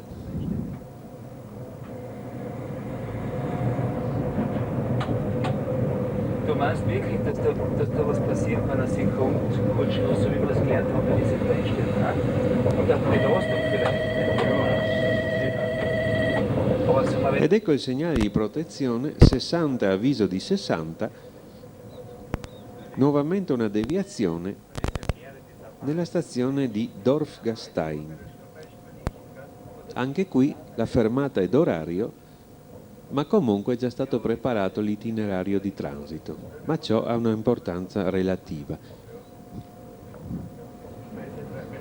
Il nostro treno si ferma in questa stazione. Qui si fermano in genere pochi treni importanti, ma questo è uno di quelli che si fermano. La deviazione qui è necessaria perché i binari di corsa centrali non hanno il marciapiedi. Mentre il treno si ferma, vediamo dall'altra parte il nuovo espresso Berlino-Klagenfurt. Questo treno è interessante perché è composto interamente di vetture delle ex-Deutsche Reichsbahn, le ferrovie della Germania orientale, che ora fanno parte delle ferrovie della Germania Unita.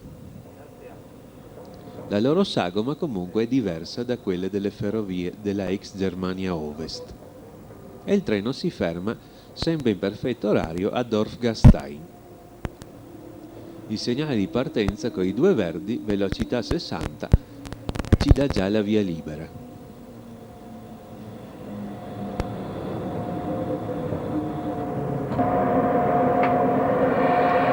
Ora che il treno si è fermato, andiamo un momento a vedere un'altra bellissima opera, il Klamm. Il Klamm è uno stretto canyon che scende lateralmente verso la valle di Gastein proprio alla fine di questa. Viene superato da un viadotto tra due gallerie. È una stretta impressionante, un punto molto bello da vedere. Ed è giusto quindi anche vederlo in una situazione diversa da quella del macchinista, per la sua spettacolarità così selvaggia.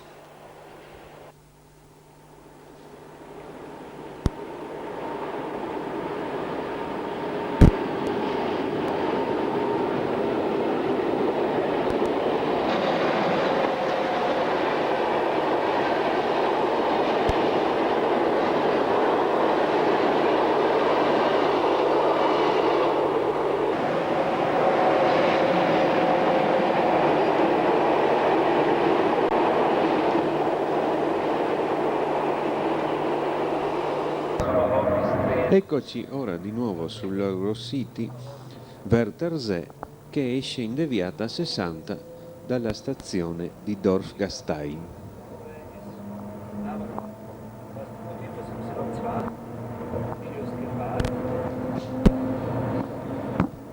La stazione di Dorfgastein è rimasta nella posizione originaria, ma proprio sia prima che dopo di questa stazione la vecchia linea aveva un percorso molto più tortuoso e una velocità molto più bassa. Ora invece essa si snoda direttamente e con elevata velocità. Il treno ora riprende la velocità di 120 km/h.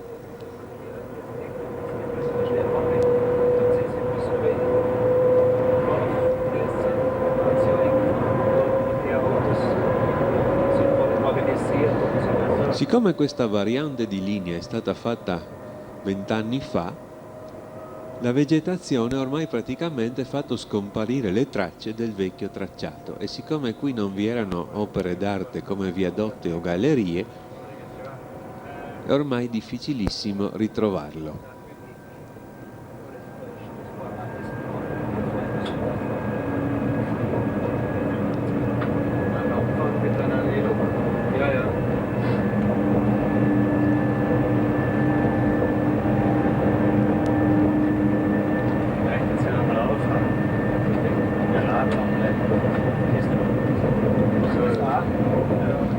Il tratto nuovo a doppio binario sta però per finire, siamo quasi alla fine della valle di Gastein e la velocità scenderà ora a 70 km/h.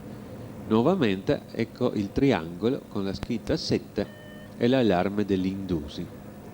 Mentre il treno comincia a frenare, intanto abbiamo il segnale di avviso, ecco le tavole che ci indica la deviazione per tornare sul binario unico, in questo caso 60, ed ecco il giallo con i due verdi a triangolo. Il posto dove lo scambio riporta il binario da doppio a unico è denominato Unterberg ed è telecomandato da Dorfgastein. Ecco la tabella 7x70, il segnale principale con i due verdi che ci dà la deviata a 60, dopo le solite tavole di orientamento, e lo scambio Unterberg dove la linea ritorna sul vecchio tracciato a binario unico. Ora questa zona è sottoposta a lavori per la prosecuzione ulteriore del raddoppio fino alla montagna che vediamo sullo sfondo.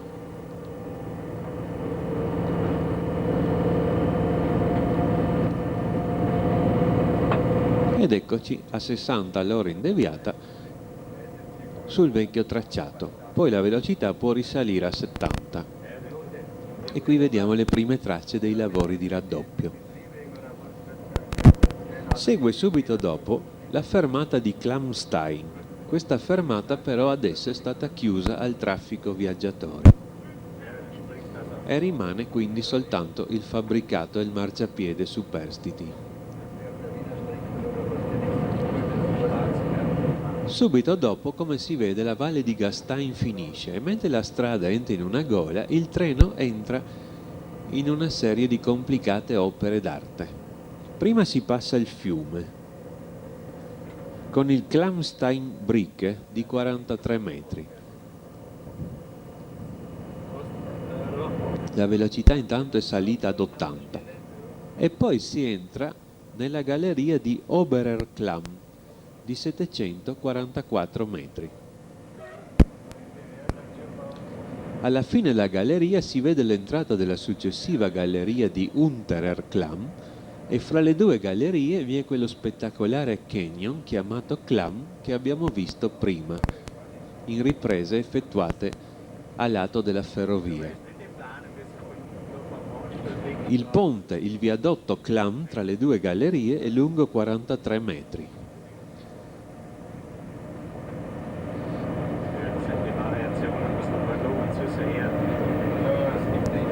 La galleria di Unterer Klamm è lunga 736 metri. Il segnale d'avviso che vi è dentro è ancora giallo, ma adesso è passato al verde. E questo è il segnale d'avviso della stazione di Leuchfarn. Ora la galleria piega a destra e noi abbandoniamo la valle di Gastein e sbocchiamo nella valle del fiume Salzach. Questa valle infatti è una valle pensile sul fondovalle. Noi ora siamo nella valle del fiume Salzach. Siamo però più alti, circa 150 metri del fondovalle, dove si trova la ferrovia Salisburgo-Innsbruck. Bisogna perciò continuare la rampa per scendere al fondovalle. La valle di Gastein è così una vera curiosità naturale, perché è così sospesa in aria sulla valle nella quale va a terminare, a differenza della tipica valle che confluisce nell'altra valle. Ora le tavole ci annunciano il segnale della stazione di Leuchfarn, eccolo qui, verde, due verdi per il transito. Questo segnale è il confine tra il compartimento di Villacco e il compartimento di Linz. Poco prima di entrare in stazione abbiamo il breve viadotto di Pumgraben di 49 metri.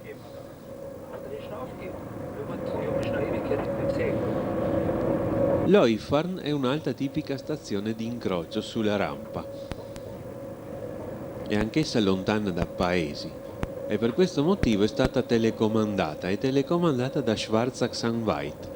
Una volta il compartimento di Villacco andava fino a Schwarzach-Sanveit, ma a causa di questo telecomando ora questa stazione è passata al compartimento di Linz. Il segnale di partenza verde ci mostra la via libera.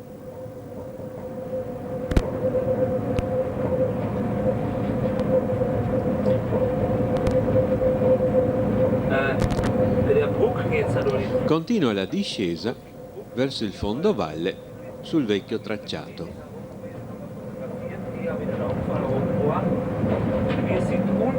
Ecco ora il ponte di Kenlackgraben di 85 metri.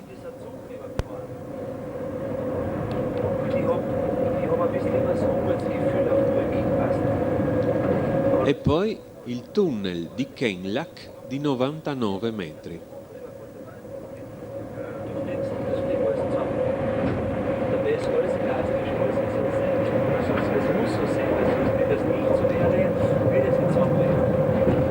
La velocità ora è di 70 km l'ora. Ecco il breve ponte di Mursangengraben di 25 metri.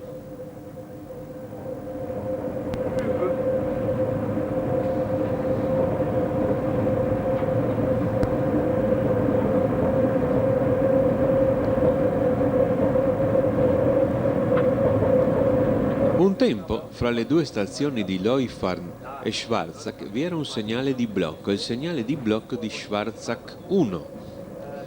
Ma ora però, a causa dei lavori di raddoppio, la situazione è cambiata.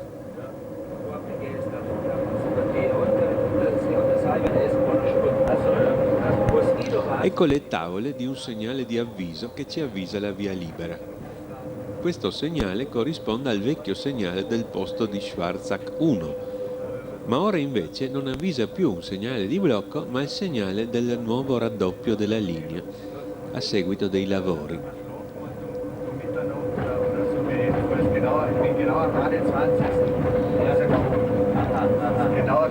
Poco prima del segnale principale passiamo il viadotto di Thomasbach di 95 metri. Poi subito vi è il segnale principale accoppiato a un segnale d'avviso via libera con avviso di via libera, che ci dà sia la via libera sul nuovo tratto a doppio binario, sia l'avviso di via libera per la stazione di Schwarzach-Sanveit. Ecco il viadotto di Thomasbach. E poi vediamo subito dopo il segnale la nuova galleria di Unterberg e a sinistra la vecchia galleria di Unterberg di 79 metri che è stata abbandonata dopo la rettifica di tracciato. Ecco le due gallerie, vecchia e nuova. La nuova galleria di Unterberg misura 180 metri e qui la linea ritorna nuovamente a doppio binario. Anche questo scambio, denominato Unterberg, è telecomandato dalla stazione di Schwarzach-Sanveit. Qui a sinistra si vede ora il vecchio tracciato che si congiunge al nuovo. La linea cioè aggirava questo sperone in modo più tortuoso. Sul fondovalle vediamo ora in basso la ferrovia di Gisela, la Gisela-Bahn Salisburgo-Innsbruck, alla quale ora presto ci congiungeremo. La discesa sul fondovalle è praticamente terminata. Questo tratto è stato raddoppiato affiancando un binario a quello esistente. E siamo così al segnale di protezione di Schwarzach-Sanveit, dove le due linee si congiungono. Ecco il segnale via libera con avviso di via libera. Anche qui è già stata fatta la via libera alla partenza, anche se il treno deve comunque fermarsi. Ecco la congiunzione fra la linea dei Tauri e la linea di Gisela in stazione di Schwarzach-Sanveit. Una volta si usava dare alle linee i nomi dei regnanti. Così abbiamo la ferrovia di Francesco Giuseppe Vienna-Praga, la ferrovia di Elisabetta Sissi Vienna-Salisburgo e la ferrovia di Gisela, la figlia, Vienna-Innsbruck. La ferrovia del principe Rodolfo invece da Amstetten scendeva a Tarvisio e poi a Lubiana. Qui entrando vediamo ora un segnale a due luci bianche verticali. E sono questi segnali particolari di sbarramento che dividono i binari in più tratte. Sono usati per poter far arrivare più treni sullo stesso binario. Ecco, qui abbiamo il segnale di partenza vero e proprio, ma prima vi era questo segnale di sbarramento che quando è rosso spezza il binario in due e quando ha due luci bianche autorizza a proseguire fino al segnale. I treni in Austria ricevono le prescrizioni di movimento lungo il viaggio tramite un libriccino che viene compilato dalle direzioni compartimentali ogni 15 giorni. Ora però più avanti vi è un rallentamento che ha subito una modifica. La velocità è stata variata. Questa modifica non si trova ancora inserita nel libricino che il macchinista ha con sé e che, essendo personale per ogni macchinista, consente un enorme risparmio di carta rispetto alla consegna di prescrizioni fatta treno per treno, come ad esempio avviene nelle ferrovie italiane.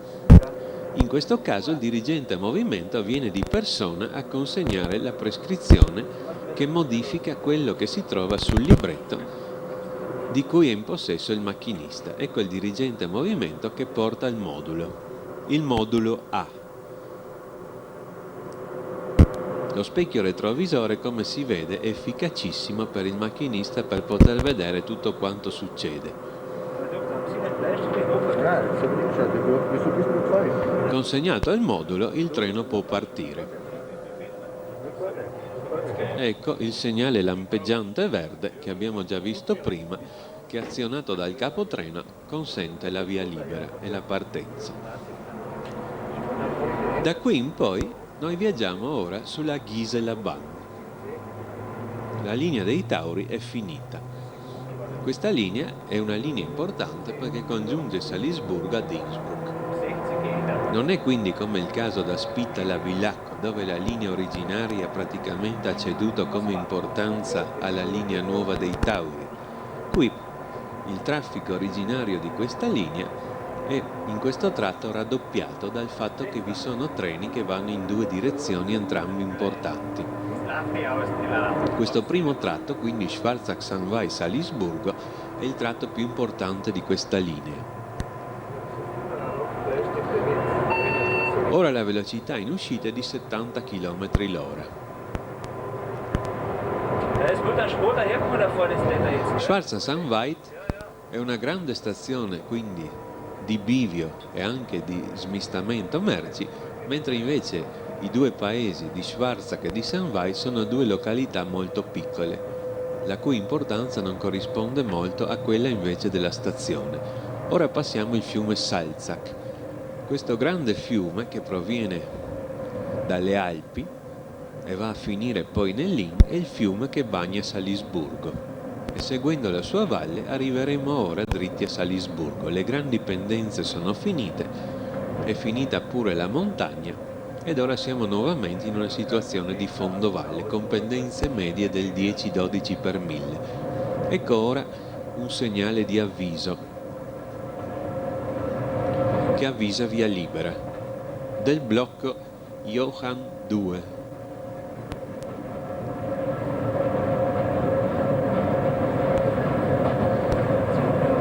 Ora i chilometri sono contati da Salisburgo. Al chilometro 64,4 la velocità sale a 90 ed ecco il blocco Johann 2, velocità di linea segnale verde.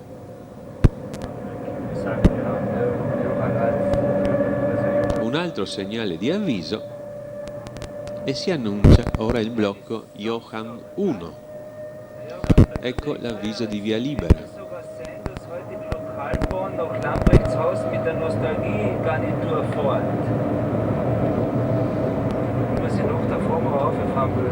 Wie ist am besten?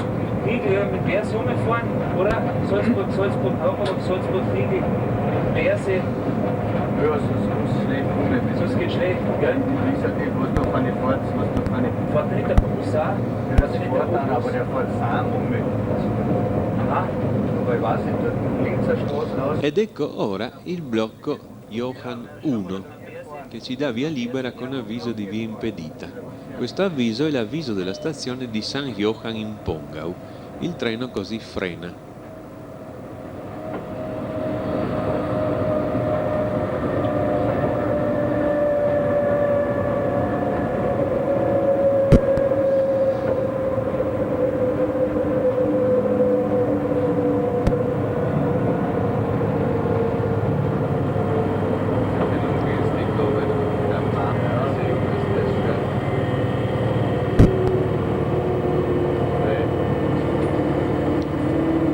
Il segnale di protezione è ora passato a via libera con avviso di via libera.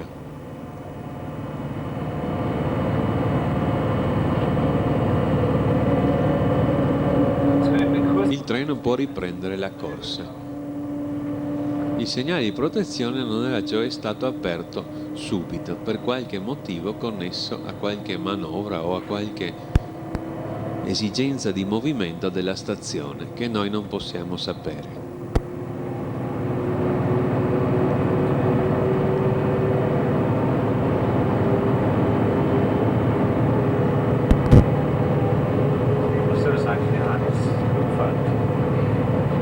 Siamo ora nella stazione di San Johan in Pongau. Tutta questa regione infatti si chiama Pongau.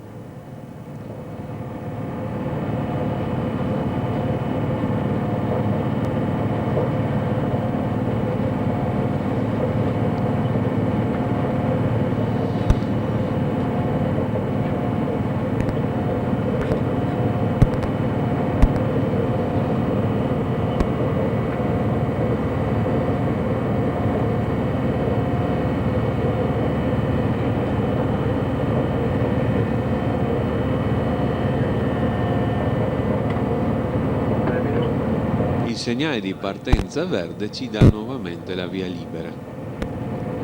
Aber das ist nicht der Fall, der Vista. Du Charlie, beim Haus bist du jetzt komplett fertig, oder? Hast du was zu machen? Ja, ich habe außen isoliert von mir jetzt. Aha. Weil er recht muss man aber Ja. die Halst finden.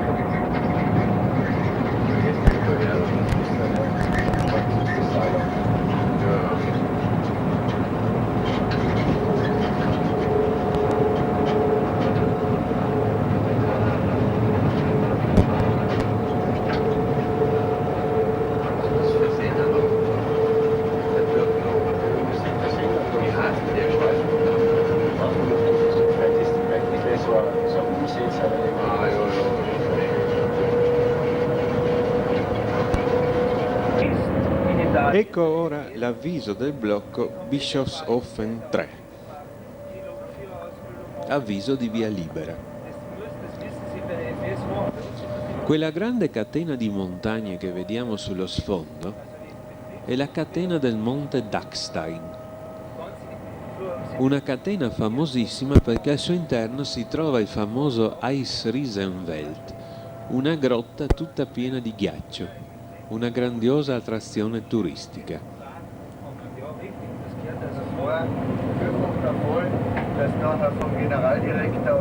Ecco ora il blocco Bischofshofen 3.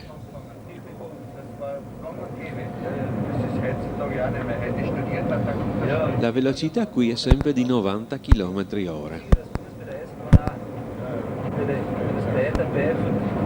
Bei uns ist das mal nicht so schlimm, aber draußen in Wien, da kommen Leute, die haben Betriebswirtschaft studiert und so lange in dem Unfall. La linea di Gisela era stata costruita originariamente a binario unico, ma poi già per le sue sole esigenze verso Innsbruck era stata raddoppiata.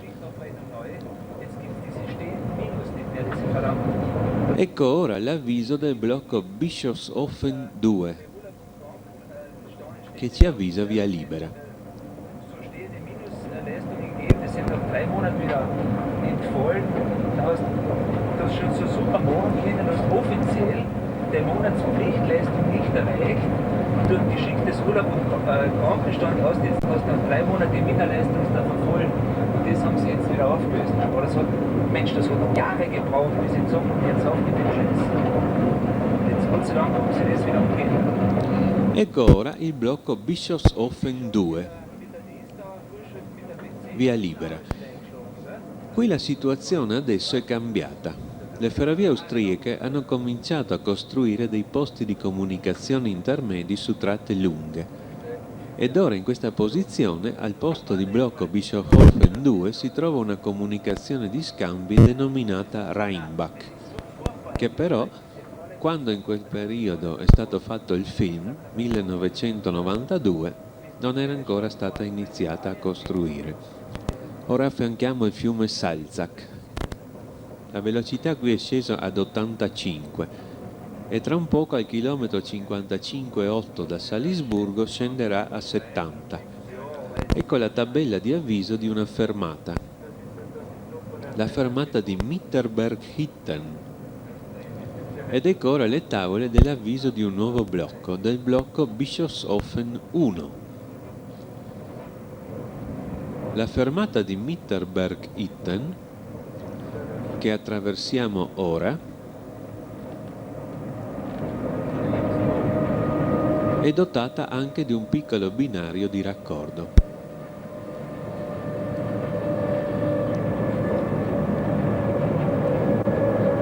Questo binario comunque è sempre chiuso e per poter inserirvi dei carri è necessario interrompere la circolazione.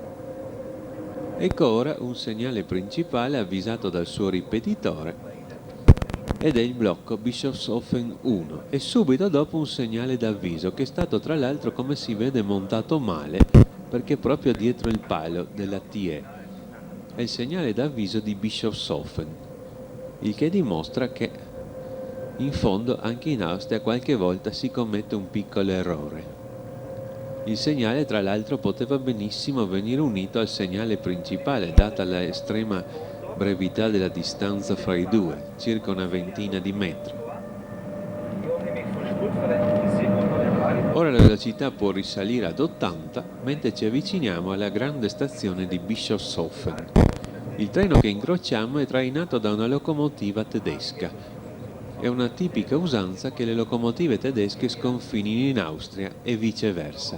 Ecco il segnale di entrata di Bischofshofen, via libera con avviso di 60, giallo e 2 verdi a triangolo, e nuovamente suona l'Indusia. E questo è il segnale principale esterno di Bischofshofen, perché qui abbiamo un piccolo scalo merci protetto da questo segnale e poi all'interno abbiamo un segnale ulteriore di protezione che protegge proprio la stazione.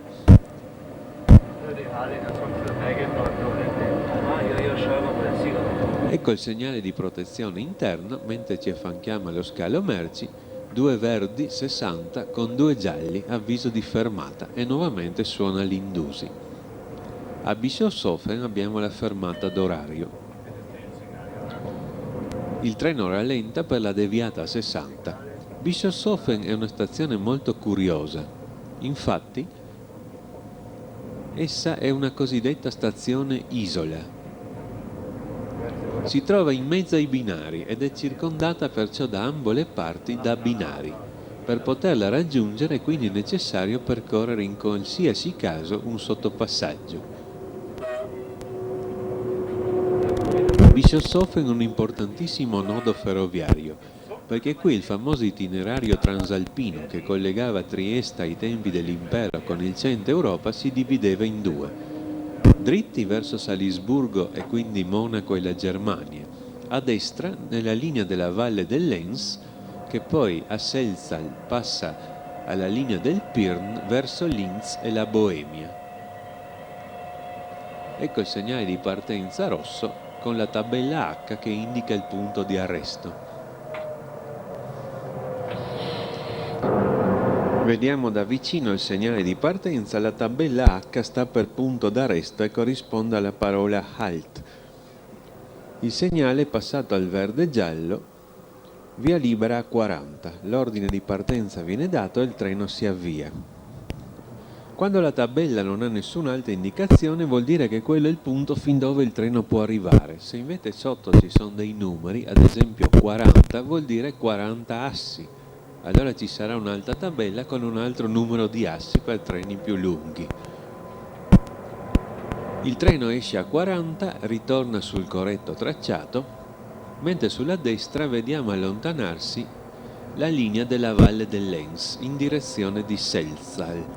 Da Selzal poi si va in 3 direzioni. Si può raggiungere la ferrovia Villacco-Vienna a Leoben, la ferrovia Vienna-Linz ad Amstetten e Linz attraverso la linea del Pirn con il traforo del Pirn, da dove poi si può proseguire per la Boemia.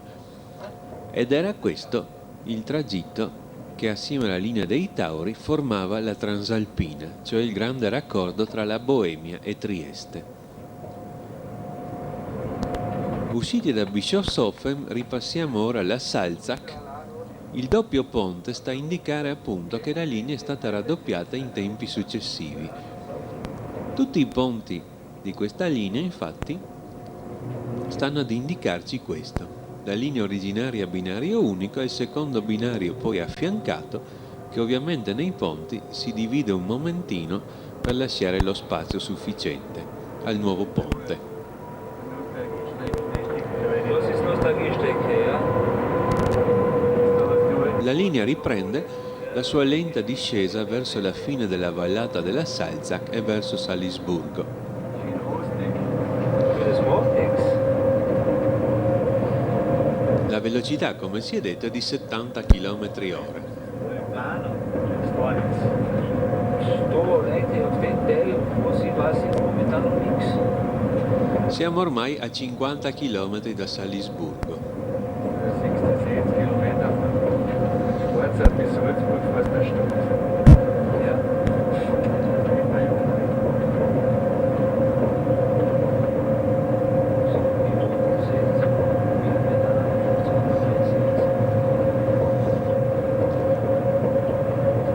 Ecco ora le tavole di orientamento del segnale di avviso del posto Werfen 1 ed ecco l'avviso di via libera, mentre passiamo sotto la strada statale con questo curioso ponte obliquo.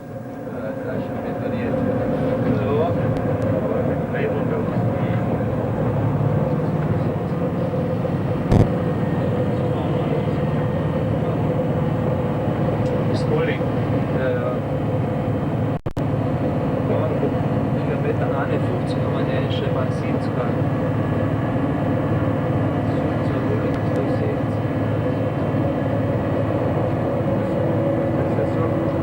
Ecco ora le tavole di orientamento del segnale del posto di blocco Werfen 1 che mostra via libera.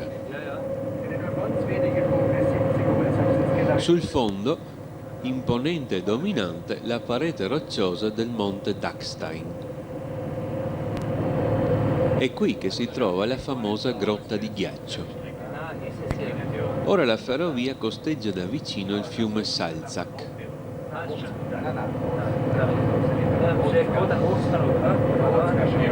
Missione ist bis auf einige Bogen. Weißt du, bis ein bisschen mehr überhöhen. Vielleicht der Oscar, siehst du, der Bogen ist kaputt. Bei der 111 wird es vielleicht leicht gehen, weil die läuft so schön. Aber bei der 1044 schmeißt sie schnell. Schmeißt ja nicht, ich merkst du doch, da geht schön der Bogen. Ja, wie gesagt. Der geht 5,70, der Bogen geht also schön. Und wenn das mit ein bisschen einer Überhöhung oben sich angeht,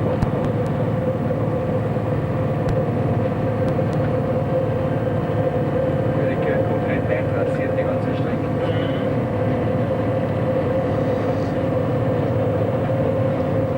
Wo willst du noch fahren, Heike? Ja, was? Ob du jetzt jeder Stickel? Ah, ich mag nicht.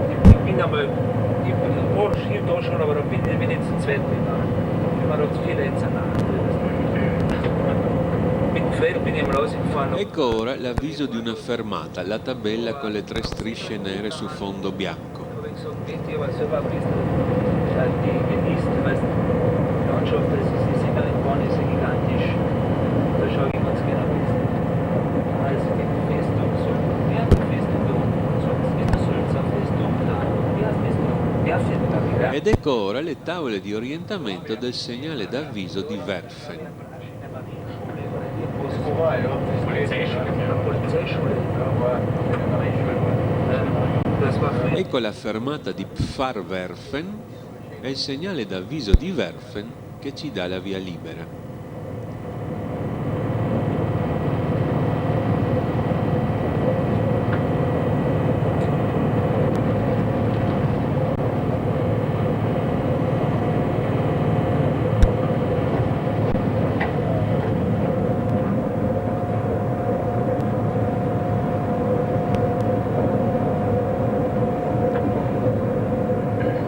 Le tavole di orientamento ci mostrano ora il segnale di protezione di Werfen, verde con 2 verdi per il transito.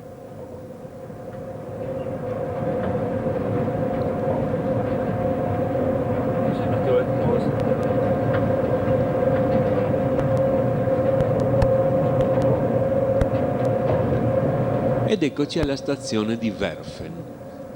La località di Werfen in Pongau, oltre ad essere una ridente località turistica, è anche il punto di partenza della funivia che porta alla famosa grotta di ghiaccio dell'Eisriesenwald di cui si è detto prima. In questo senso Werfen è una località molto nominata.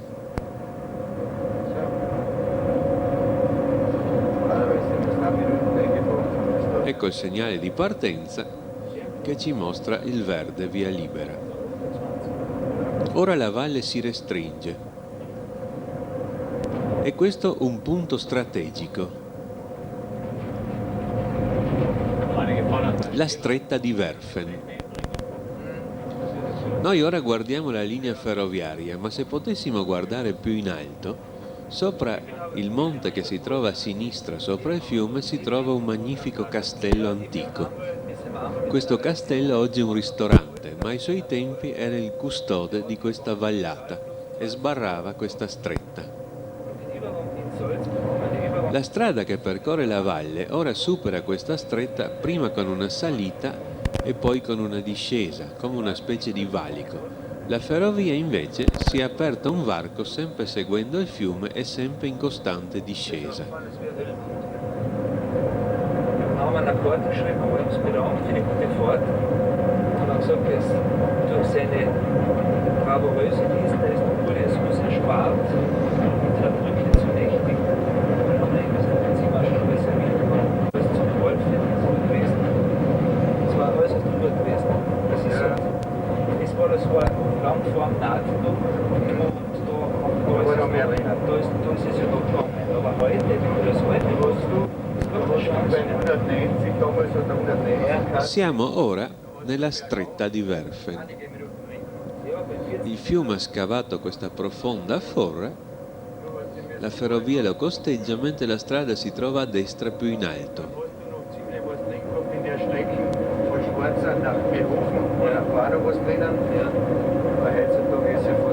Da qui in poi la valle prosegue stretta ed incassata ed assume un aspetto selvaggio, quasi come di un canyon.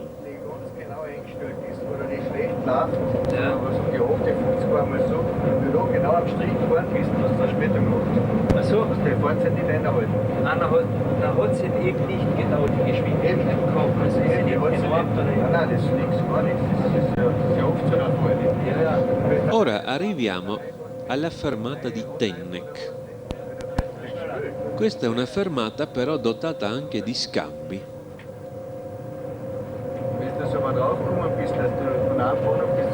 E di un piccolo binario di ricovero. Intanto un segnale di avviso ci dà la via libera. In questo caso, come abbiamo già detto prima nel caso di Mitterberg-Itten, questi binari, quando si trovano in una fermata disabilitata al servizio a movimento, possono essere raggiunti soltanto interrompendo la circolazione sul binario dove si trova lo scambio. Ecco ora il segnale principale di Sulzau 1, il blocco intermedio.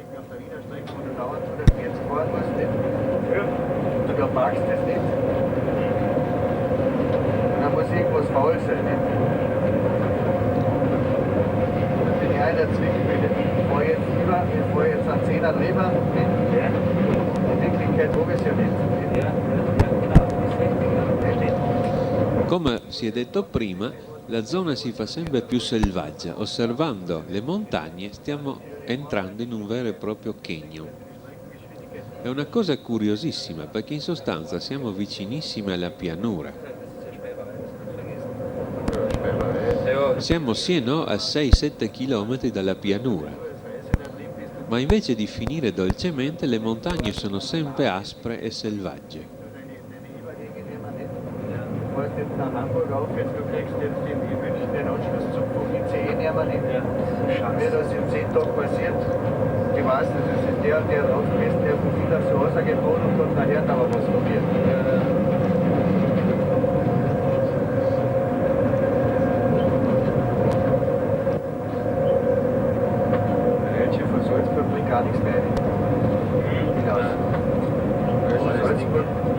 Ecco ora le tavole di un altro segnale di avviso che ci avvisa la via libera. È il segnale d'avviso della stazione di Sulzau.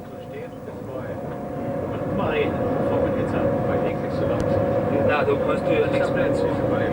Vorher wollten wir schon ein Gespräch über das. Du merkst, du musst einfach einen Kilometer umrechnen, von Osten zu Osten, und dann selber die Rechnung bestellen. Geht das jetzt schnell, geht das langsam? Also bitte, das muss man heute recht außer. Ed ecco ora il segnale della stazione di Sulzau, che mostra soltanto il verde, senza segnale d'avviso accoppiato. Questo in quanto la stazione di Sulzau è una stazione un po' strana. È considerata stazione, però in sostanza si trova più o meno nella stessa situazione di Tenneck. Abbiamo cioè dei binari deviati, che qui vediamo, ma questi si trovano soltanto sull'altro binario.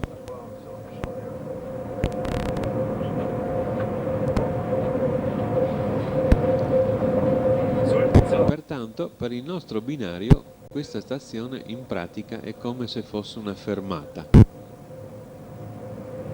Per questo motivo è stato disposto che non occorre il segnale di partenza. In sostanza è come un posto di blocco, una fermata coincidente con un posto di blocco.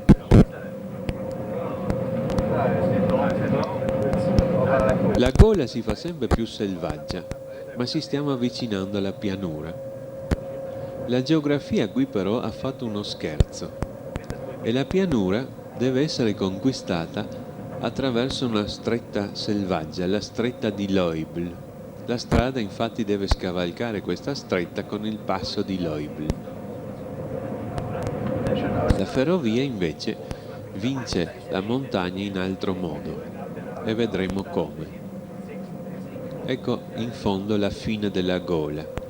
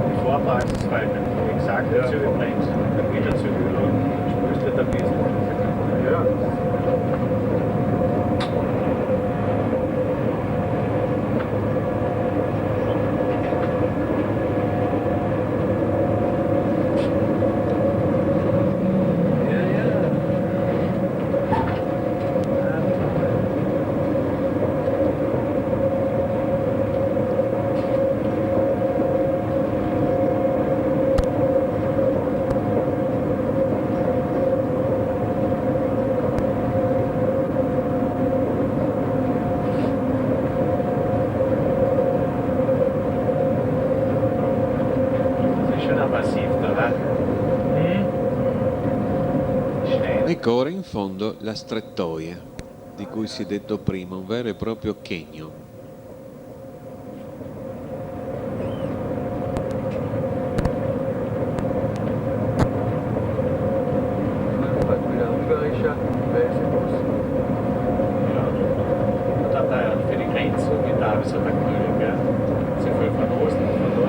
Ora la strada e la ferrovia sono incassate fra il fiume e la montagna. Ecco ora le tavole di un altro segnale di avviso di un blocco intermedio, il blocco Golling 1. Qui in tempi antichi vi era una fermata per servizio viaggiatori, ecco il marciapiede, la fermata di Leubel. Ora però la fermata è stata chiusa già da anni.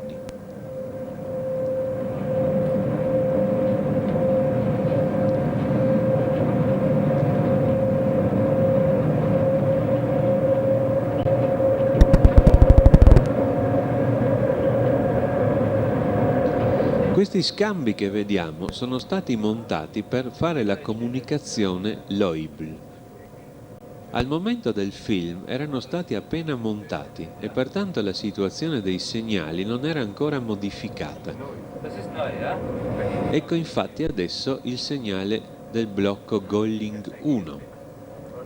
Però, pochi mesi dopo la ripresa del film, i segnali sono stati modificati per comandare gli scambi e quindi il blocco Golling 1 è diventato la comunicazione Loibl.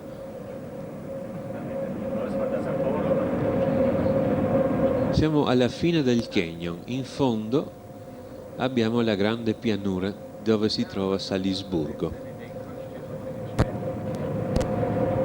Ora la strada e la ferrovia prendono due strade diverse. La strada segue la gola, la ferrovia invece penetra in una galleria.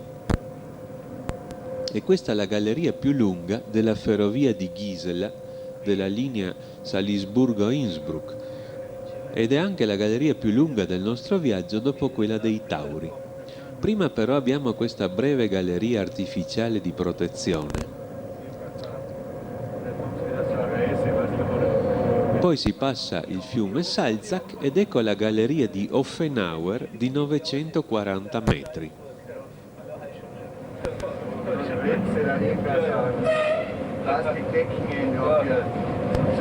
Ja, das kostet dreimal so viel wie geschehen.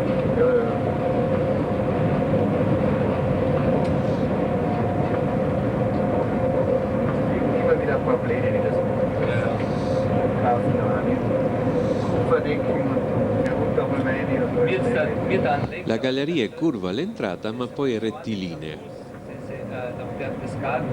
Alla fine della galleria i monti finiscono di colpo e siamo nella pianura di Salisburgo. E questo è un curioso scherzo della natura, questa fine improvvisa delle montagne.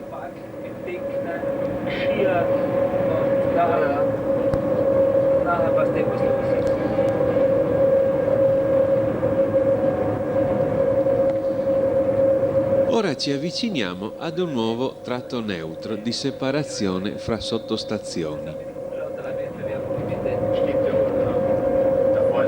Nuovamente ripassiamo il fiume ed ecco l'avviso del tratto neutro. Poi avremo i segnali di chiusura e apertura dell'interruttore principale e nuovamente la locomotiva farà il classico chicchirichì. Subito dopo il grande ponte in ferro.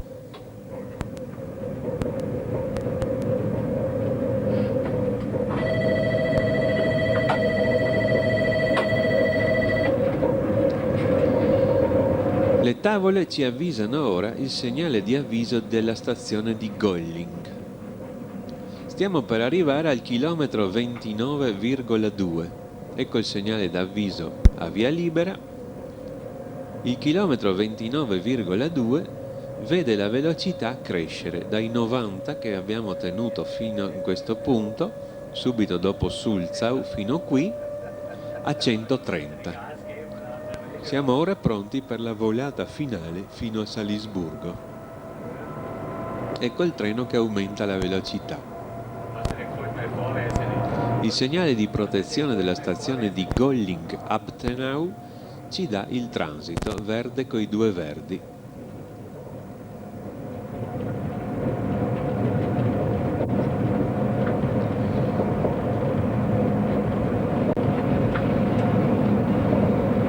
Il treno accelera a 130 mentre oltrepassiamo in transito la stazione. Golling-Abtenau è una stazione dalla quale si può raggiungere il Salzkammergut, che si trova sulla nostra destra, la famosa regione dei laghi dove si trova St. Wolfgang e Bad Ischl, tutte località turisticamente celebri. St. Wolfgang inoltre è celebre per il cavallino bianco, l'albergo e l'operetta, e Bad Ischl perché ivi si recava l'imperatore Francesco Giuseppe e qui incontrò la sua moglie, la principessa Elisabetta di Baviera, l'imperatrice Sissi. Il segnale di partenza di Golling ci dà via libera e il treno ormai si lancia verso Salisburgo a 130 km/h.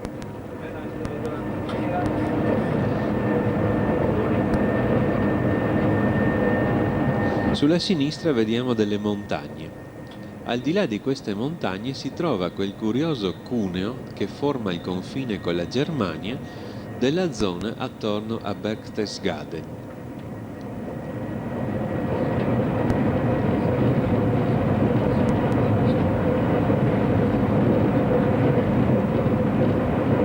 Ecco un segnale di avviso di via libera e il segnale d'avviso di Kukl.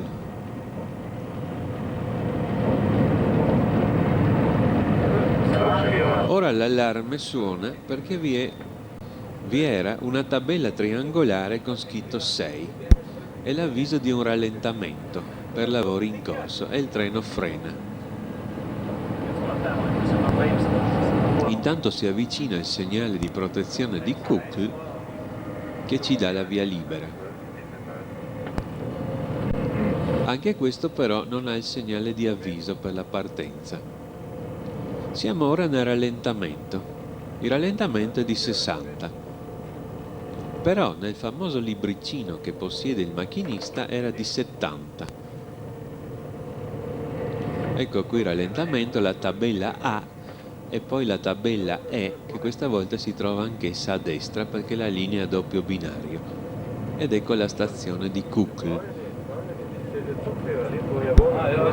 Siccome la velocità sul foglio del macchinista ufficiale era di 70 e invece è stata abbassata a 60, per questo motivo a Schwarza Sandweit il capostazione dirigente movimento aveva consegnato la variazione della prescrizione come abbiamo visto prima. Il treno ora riprende la velocità di 130 attraversando Kukl, che è comunque una stazione considerata secondaria i cui binari sono praticamente bloccati, salvo casi particolari per manovre, e per questo motivo ha solo il segnale di protezione e non ha il segnale di partenza. Riprende ora la velocità di 130 km/h e la marcia verso Salisburgo.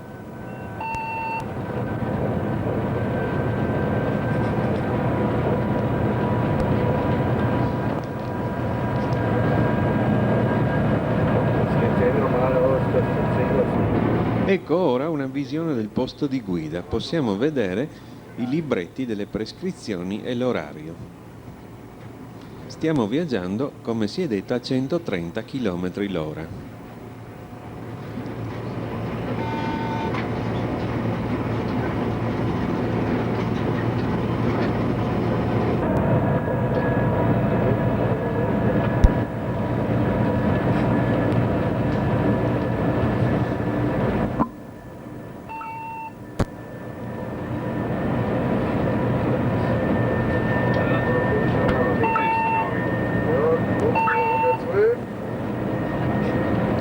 Questi segnali che sentiamo sono segnali radio.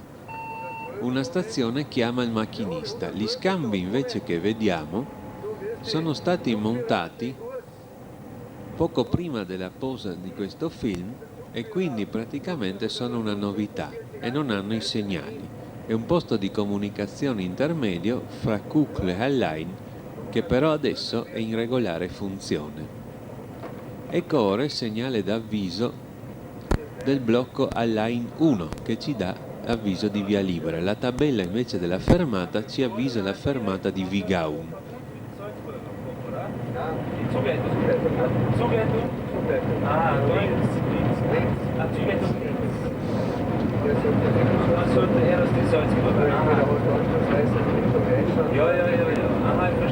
Ed ecco la fermata di Vigaun, coincidente con un passaggio a livello e con il segnale di blocco Hallein 1. Ci avviciniamo ora ad Hallein ed ecco le tavole del segnale d'avviso di Hallein. Qui possiamo vedere una curiosità della natura. A sinistra in alto vi è un monte, l'Untersberg. Questo monte, come si vede, ha la cima spezzata da una forcella, come una specie di V. La cima di sinistra si trova in Germania, la cima di destra in Austria e proprio esattamente a metà passa il confine.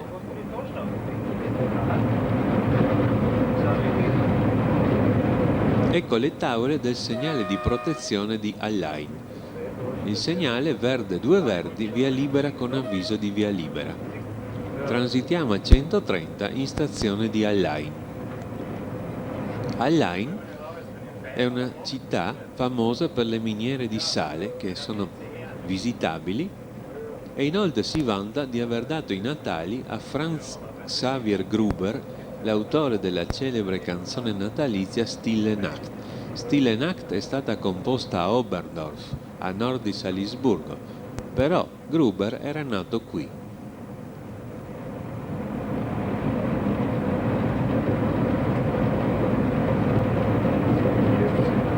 Ecco il segnale di partenza verde.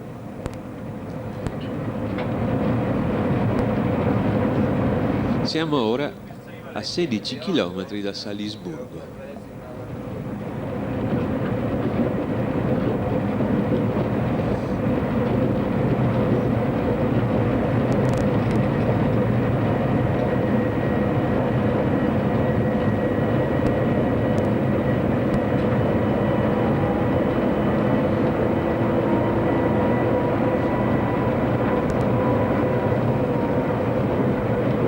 Nuovamente le tavole annunciano un segnale di avviso che ci indica via libera. È l'avviso del blocco Aigen 3.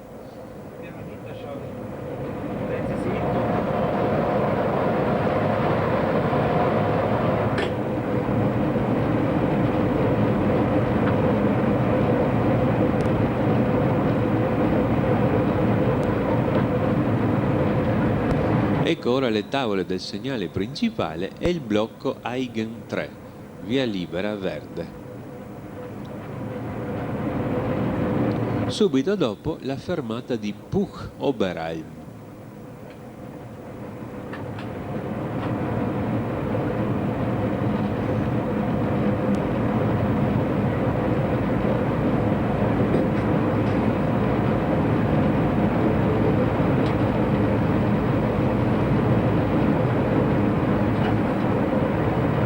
Un altro segnale di avviso è annunciato dalle tavole. Anche questo ci avvisa via libera. Tra breve la velocità al chilometro 12 scenderà a 100 km/h e nuovamente una tabella con i magneti indusi controllerà la riduzione di velocità. Poiché però questa volta la riduzione è da 130 a 100, ecco la tabella ed ecco l'indusi che suona. Questa volta l'indusi non è di 1000 Hz ma di 2000 Hz. Ecco qua il posto di blocco Aigen 2 che dà via libera, mentre il treno riduce la velocità a 100. Anche qui è stato impiantato da poco un posto di comunicazione. Questo posto di comunicazione, chiamato Turnberg, al momento del film non era ancora in funzione, però i segnali erano già stati montati per il funzionamento successivo. Oggi funziona regolarmente. Il treno riduce la velocità a 100 e poi al chilometro 11 a 90.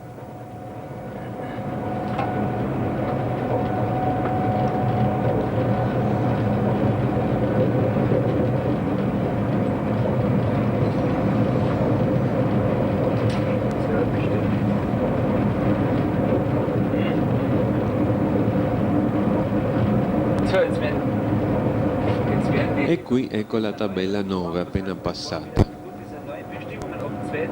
Siamo ora nella zona del villaggio di Elsbeten.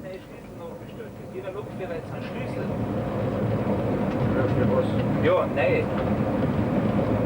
Zum Absperren für die Lok.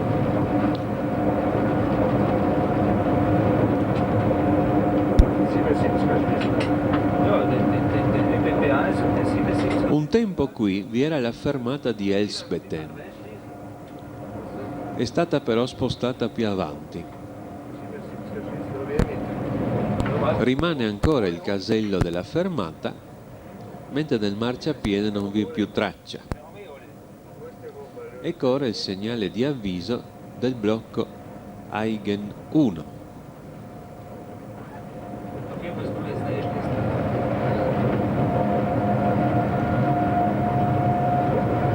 La velocità al chilometro 9,8 può risalire a 100.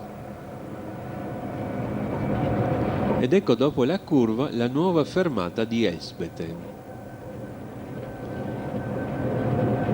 Con la soppressione del blocco di vecchio tipo intermedio, la fermata è stata spostata in una posizione migliore. Ed ecco ora il segnale di blocco Aigen 1 che ci dà la via libera verde.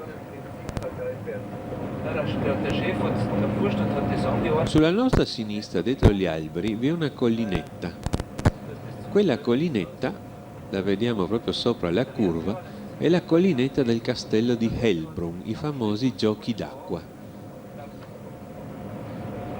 Ecco ora il segnale d'avviso che avvisa via libera della stazione di Salzburg-Aigen.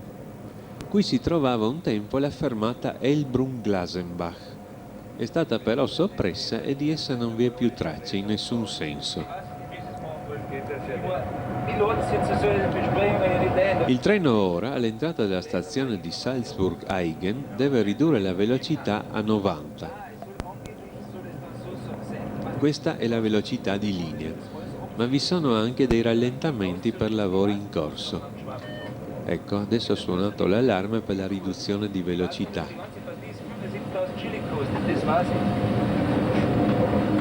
Ecco il segnale di protezione di Salzburg-Aigen.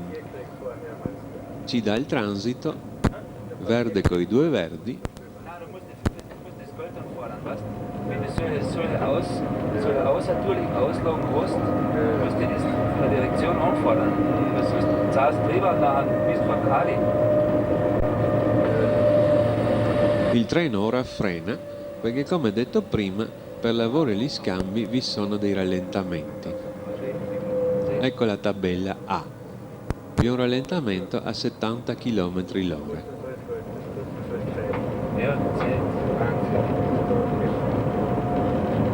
Ed ecco la stazione di Salzburg-Aigen. Un tempo Aigen era una località isolata, ma oggi fa parte di Salisburgo.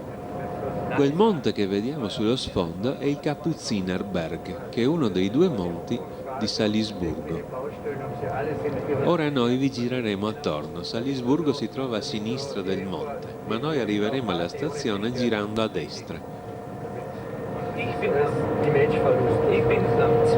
Il segnale di partenza verde, via libera.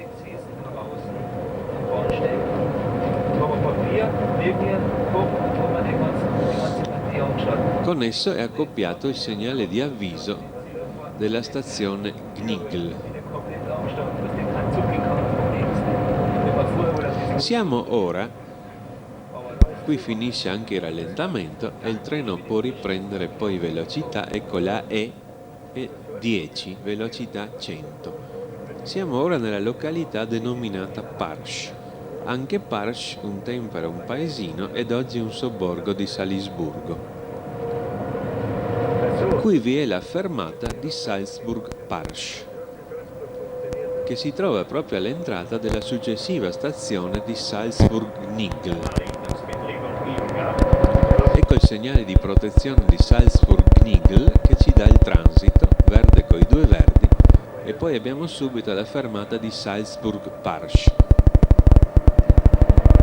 All'entrata della stazione di Gnigl si trovava un posto di blocco.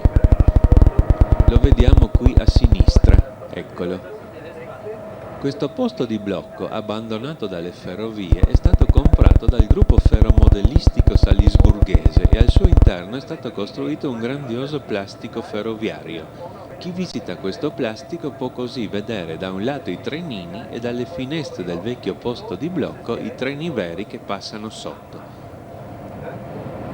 Siamo ora nello smistamento di Salzburg-Gnigl, la più grande stazione merci di Salisburgo. Questo segnale interno ci dà via libera con avviso di via libera. Qui stiamo costeggiando il fascio merci delle partenze, mentre più in là vi è il fascio merci con la sella di lancio, la parigina, per lo smistamento dei carri. Ecco qui la sella di lancio sulla sinistra. E poi abbiamo il grande fascio degli arrivi. Per i viaggiatori invece abbiamo il fabbricato viaggiatori di Salzburg-Gnigl che vediamo ora sulla destra, dove i treni locali effettuano una fermata a questo marciapiede.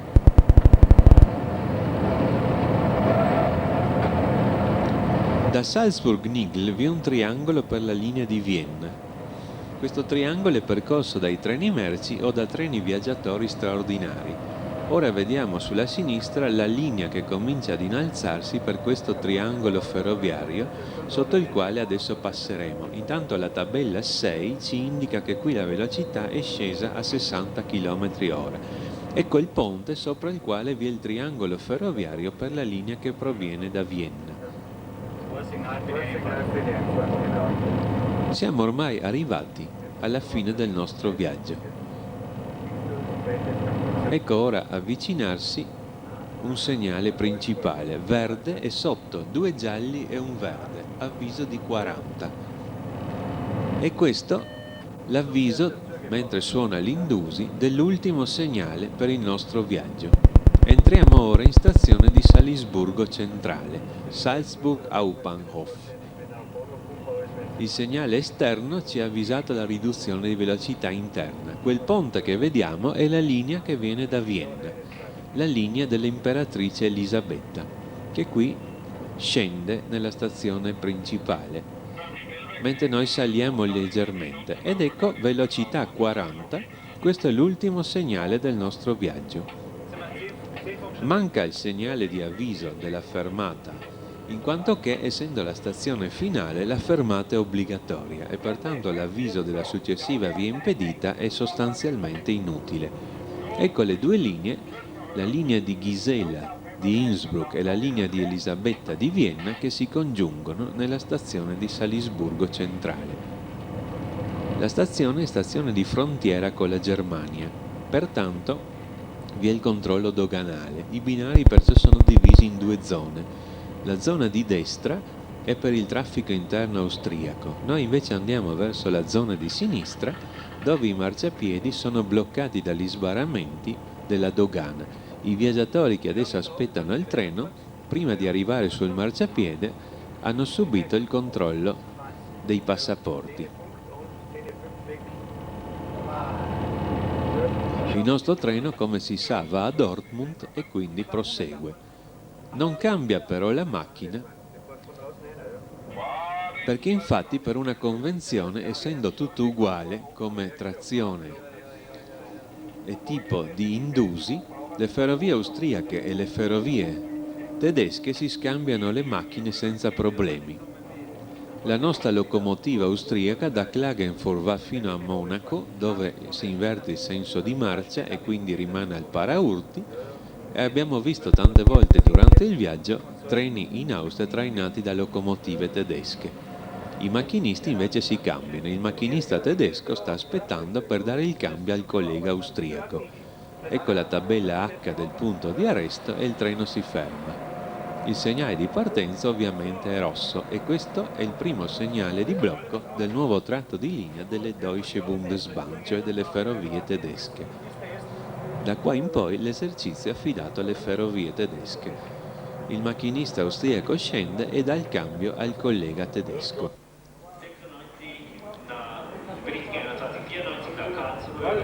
Il nostro viaggio è finito, ma per il nostro Eurocity 112 Wörthersee esso continua. Il segnale passa via libera verde-arancione 40 e ricevuto l'ordine di partenza con il macchinista tedesco, il nostro treno si avvia verso Monaco.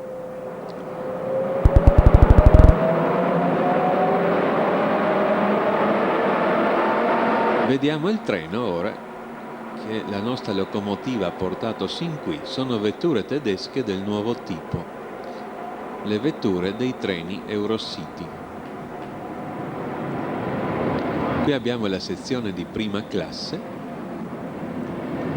la vettura ristorante,